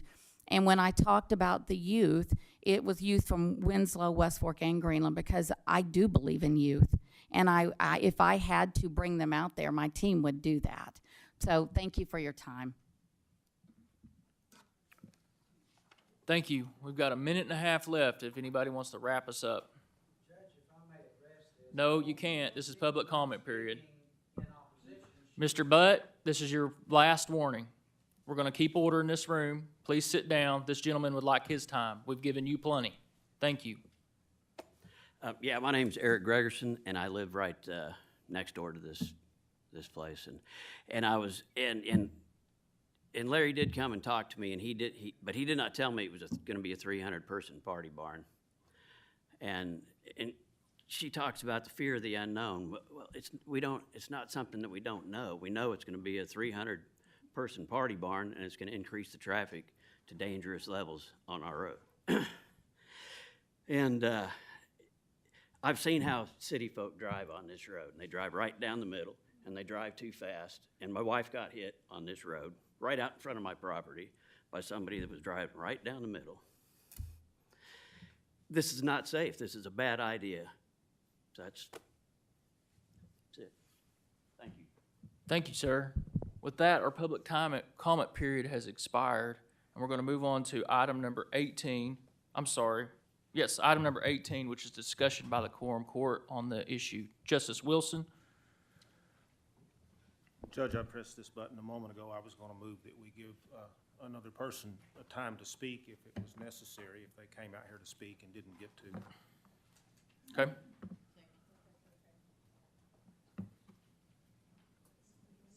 I mean,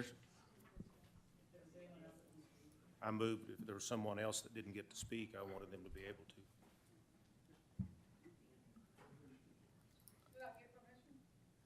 So you have a motion to, to extend public comment by, we have a motion to extend public comments by 3 minutes by Justice Wilson, second by Justice Lemming. All those in favor? Aye. Those opposed? You'll have 3 minutes, ma'am.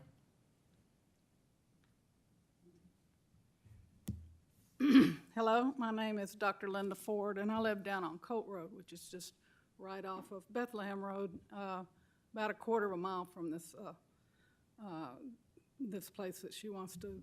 What I want to know, my question is, how long is it going to be after this is built and everything's going on that she comes and asks for additional conditional use permits in the form of hotels or other structures where these people who come to these events can stay overnight? And that's a whole nother issue. So that's an even bigger issue, and it'll eventually end up being something a whole lot bigger than what she's proposing. That's all I have to say. Thank you. With that, we'll move on to the discussion by the Quorum Court.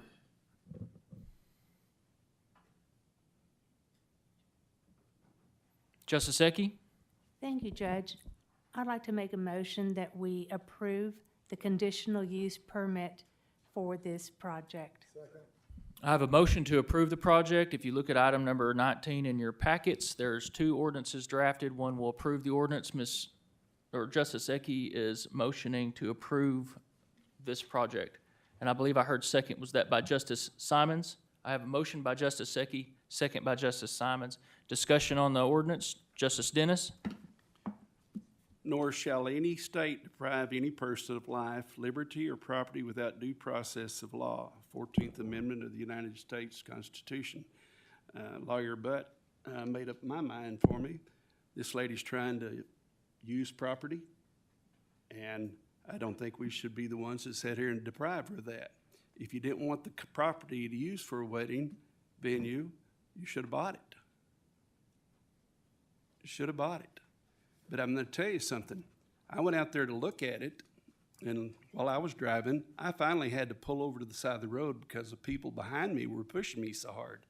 And I'm a country boy, and I know how to drive on dirt roads. Done it for maybe a year or two more than Mr. Butt, like 73, real close. And so I didn't find it all that hard on. You might ought to go into south of Prairie Grove and look at some of the roads. That's not near as bad as a lot of dirt roads out and about. So I didn't see that as being a traffic issue. I saw a beautiful country. I saw a lot of deer hunting going on, and I know deer hunters never drink anything. They're all, none of them are drinkers. Every deer hunter I've ever known doesn't drink. Wedding venues, I've got one. This is a small one. I've had 130, and I could carry everything in a Walmart sack of liquor bottles or cans. I could carry it in one little trash bag out of 130. So people don't come to weddings with quote unquote, we're gonna drink and just get drunk. I saw it recently done on a wedding venue that this court, several voted against. And I saw how they handled it, and they did. They used the buses. The buses bused the people that had came in here from Texas to go to the wedding for their son. They stayed at the hotels.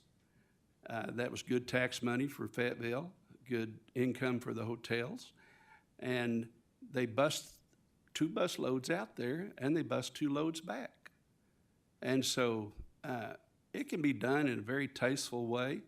The one that 4 JPs voted against, I went to the wedding the other day. And it was one of the most beautiful places in northwest Arkansas. It's equal to, or looks like it belonged in Crystal Bridges. And the neighbors are all so proud of it, they're just bragging about the fact that they're living close to it. And so I hear a lot of the things that you say, and it's the same thing I heard said about this other wedding venue. And I tell you, folks, they can turn out to be very beautiful and very well. People can say, you know, you can't judge what another person's going to do. On my wedding venue, I do free weddings many times because some people just can't afford them. I have a wedding venue that has Bible study on Wednesday mornings. I have a wedding venue that does Catholic Mass. And you know what? They drink at that Catholic Mass.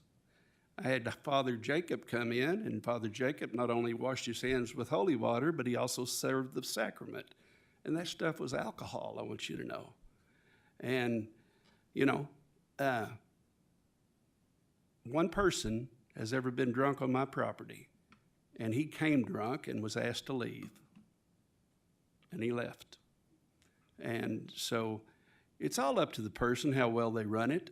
And I've seen the one down, and I saw a lot of fighting, the same about the Illinois, or down on the river there in West Fork, or Greenland. And it is. I was asked to do a wedding there. It's very nice, very orderly, very mannerly. Sure, they had some alcohol. I didn't see a single soul get drunk. Do people drive in and drive out? Yes, they do. That's not a bad road. I'll say that again one more time because the people, whoever you were behind me driving, was driving probably 55 or 60 miles an hour because I was going 45. And I thought, oh, gosh, I got to pull over and let them around. So we can't dictate everybody's habits or what they do. But what we can do is say, we have rights still in America. And if she wants to buy the land and no one else did, she has the right to do with that land what she wants. As far as putting pictures of harps up on there to compare it to a wedding venue, I know the harps, they're not going to build a store down there. I'll tell you they're not. I don't know the automotive people, but I doubt they'll build one there as well. And then look at the pictures that you showed how well it was taken care of. Run-down barns, run-down houses, motorcycles were laying over, polluting with oil and gas. You know, it wasn't very well taken care of. If she's going to have a wedding venue, it'll have to look a whole lot better than that. The other thing I'll say while it's my turn is This will go to 3 readings and 3 votes, and then it'll go to district court. And so I'm not for stretching this out. We've heard everybody. We've all got our opinions. So I'm in favor of voting for it once, and then voting for it twice, and then voting for it a third time, and then let you folks decide what you're gonna do with it.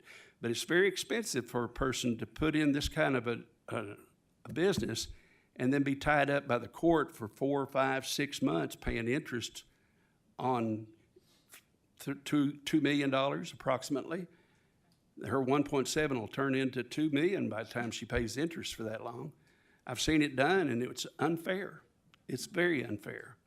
And so our job is to be fair to everyone, and it's also to be fair to her. She wanted to buy the land. One of your people wanted to sell the land. She buys it, she puts in stuff, or she doesn't. As far as hotels being built on that property, I kind of doubt it. Not in anybody's lifetime in here. But you know what? Did you come and say, you shouldn't build all those houses around my house when I lived out in the country? Probably not, but that's progress. Thank you. I'll be voting for it. Before we continue debate, Counselor's reminded me that he would like to read this ordinance by title only. An ordinance ratifying a conditional use permit recommended for approval by the Planning Board.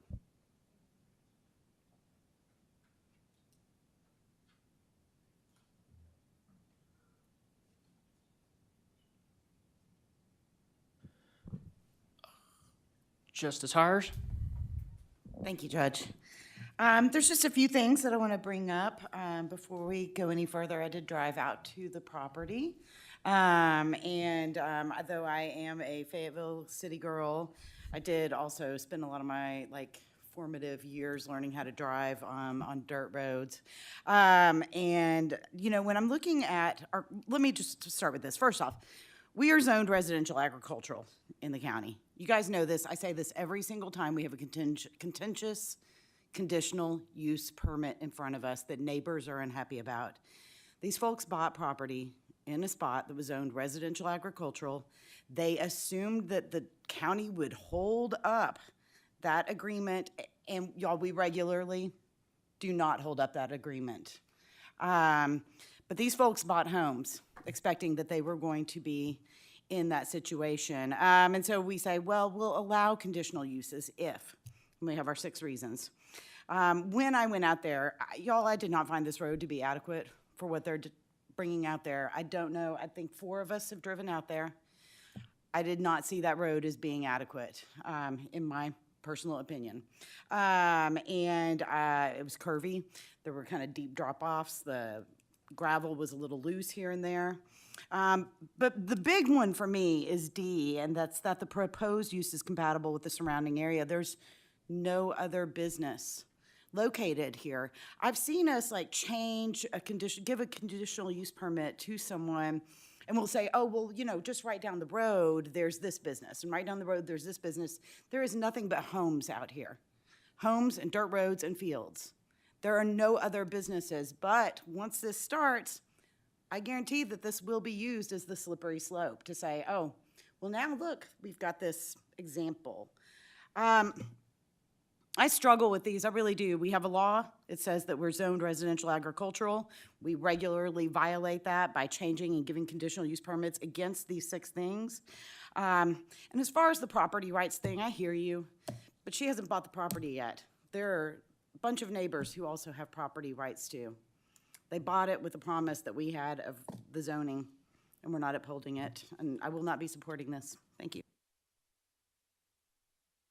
Justice Coger? Thank you, Judge.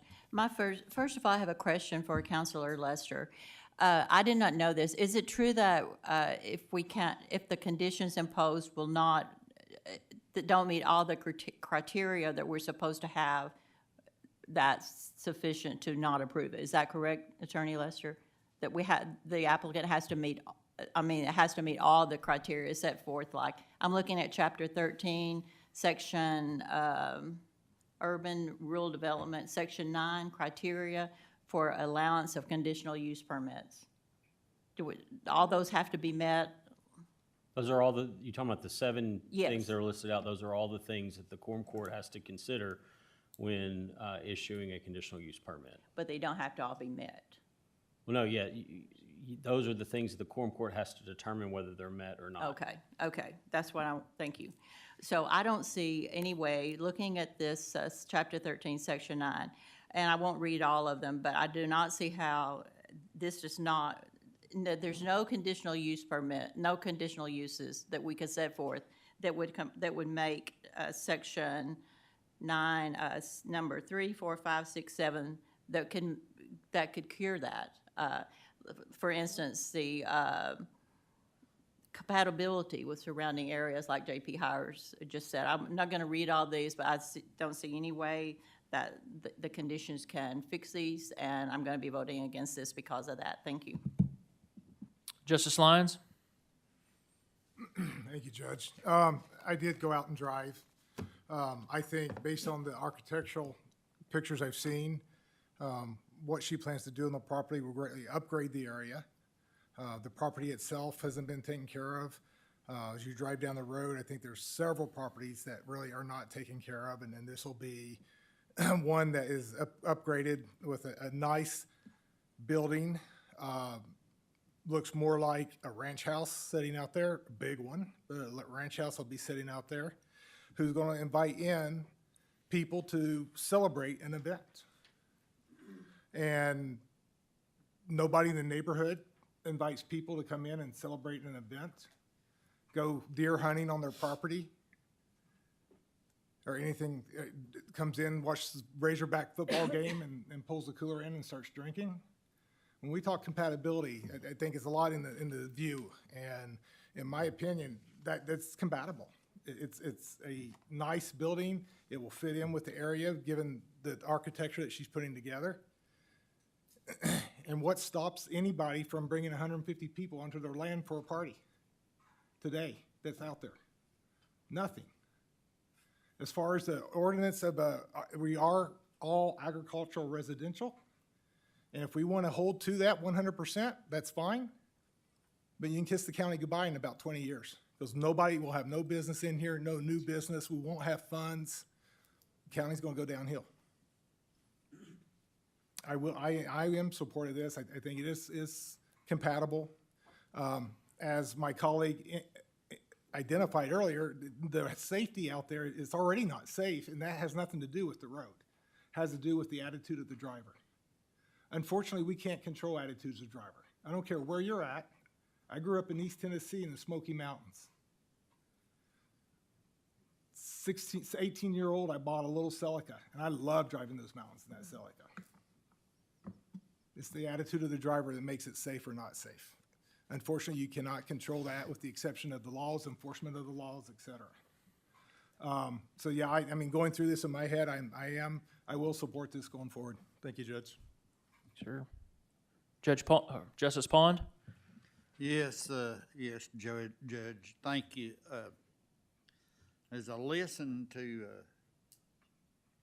the people that, you know, the developer and the people for it, and I listen to the people who spoke up against it, and I realized that both the developer and the developer's opponents spent an awful lot of money and time on this project.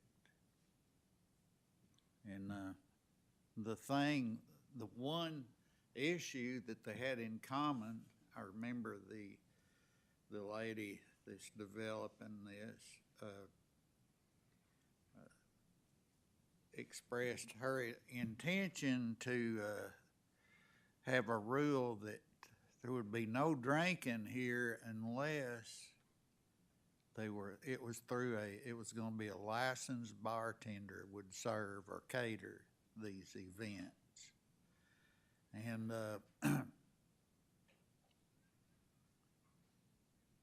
there was a lot of comments of people afraid that this would just be a bunch of drunks running up and down the road after the party was over. And it was called a party barn. Well, I want to know if in the conditions on this permit, there was anything put in there that alcoholic beverage would not be served except by a licensed caterer or bartender. Is Mr. Sam still here? Is that condition been put in this?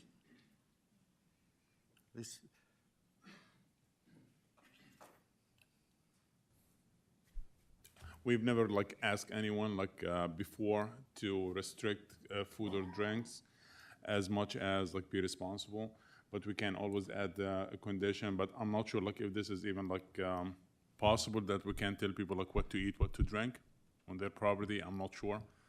So I honestly don't know.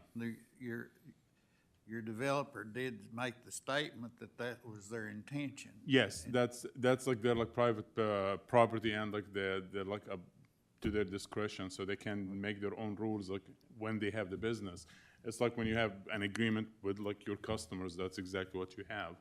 We cannot say like, hey, you cannot drink like water, but you can drink cola. So, But we could write that condition in. From the way I understand, what happens when this winds up in front of a circuit judge, what he's gonna be looking at is, we can't really make everything else in the world against the law besides a farm or a single family dwelling on a 1 acre lot. what if this is the case? Like, I don't think we're gonna have any We can have CUPs. reasonable conditions, and Yeah. this one seemed like a reasonable thing between the, Yeah, I mean, you know.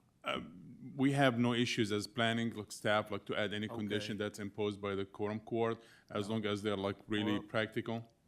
I'd like to impose one. I'd like to make that a condition. We've done that before in the Yep. past. Okay, so add this like as a condition for like having a Alcoholic caterer. beverage will only be served by a Licensed. licensed bartender.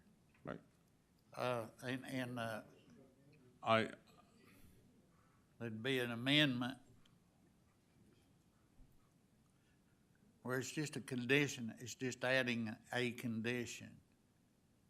We've got to be able to have conditions that both sides agreed on. I'm kind of like the old guy that had a big issue like this come up, and he said, Is it similar to adding the condition of keeping all the equipments behind the fence for the previous Sure, one we approved? sure, that. So, I'm like the old guy that there was a big controversial issue come up, and he made the statement, he said, part of my friends are for this and part of them are against it, and I just want to do what my friends want, yep. you know.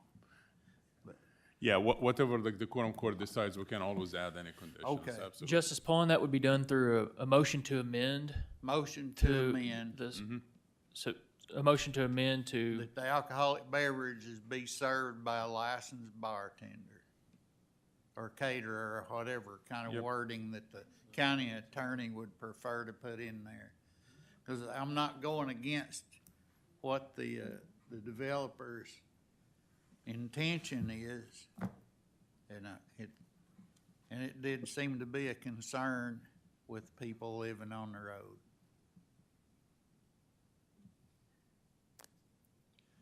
I want us to be very specific here, so I would suggest maybe alcohol be served by a professional bartender. That's cool. So the motion by Justice Pawn, I think what was said earlier sounded pretty good, is that alcohol be served by a licensed and bonded. Licensed and bonded professional, yeah. There we a go. licensed and bonded professional. Yes, sir. There we go. Professional bartender. Yeah. I have a motion by Justice Pond to limit alcohol being served by a licensed and bonded professional bartender. Does that sound pretty good? Okay, that's a motion. Second by Justice Lyons. Any discussion on that motion, on the amendment? All those in favor? Aye. Those opposed? The amendment passes. We'll add this to the conditions. Thank you. The counselor wants to reread that one more time to make sure we want to be very specific about this. So alcohol is only to be served by a licensed and bonded professional bartender. It has been amended. Justice Ricker? I think the wedding venue will probably improve that property immensely. However, I think an extra 100 or so cars up and down that road every week on a couple of 3 trips, I don't think the road's up to that, so I'll vote against this one. Justice Simons?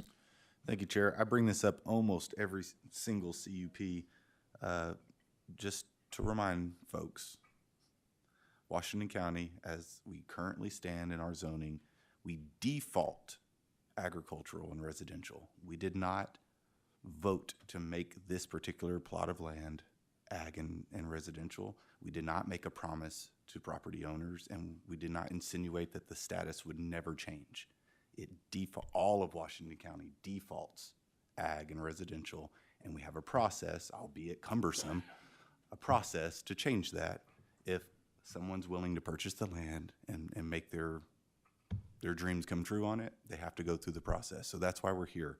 So to use that argument over and over and over again, it defaults that way. We did not set out to make a promise to the property owners or future property owners that this is how it is and it always will. This is a default, and Ms. Ram is asking us to change that.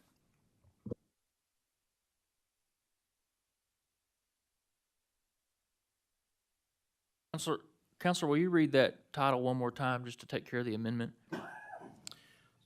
An ordinance ratifying a conditional use permit recommended for approval by the planning board.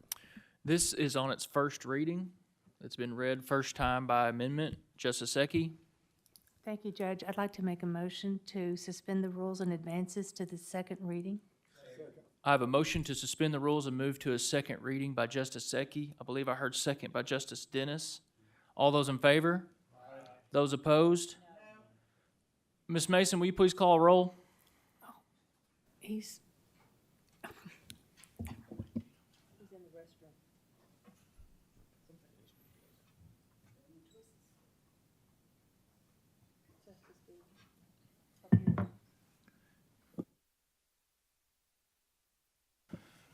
While we're waiting, I have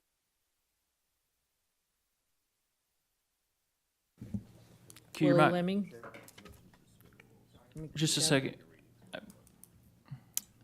Once we start the voting process, I can no longer work the mics. What's your point of order? I'll try to repeat it. My point of order is, and maybe you all see it, but I do not see the ordinance that we're voting on in my packet. Because it got added. I mean, Is it- if someone help me. It's because it got added. It's not. I can print it. The ordinance is not in, the actual ordinance is not in the packet. But it would be a motion to approve, to ratify what's been approved.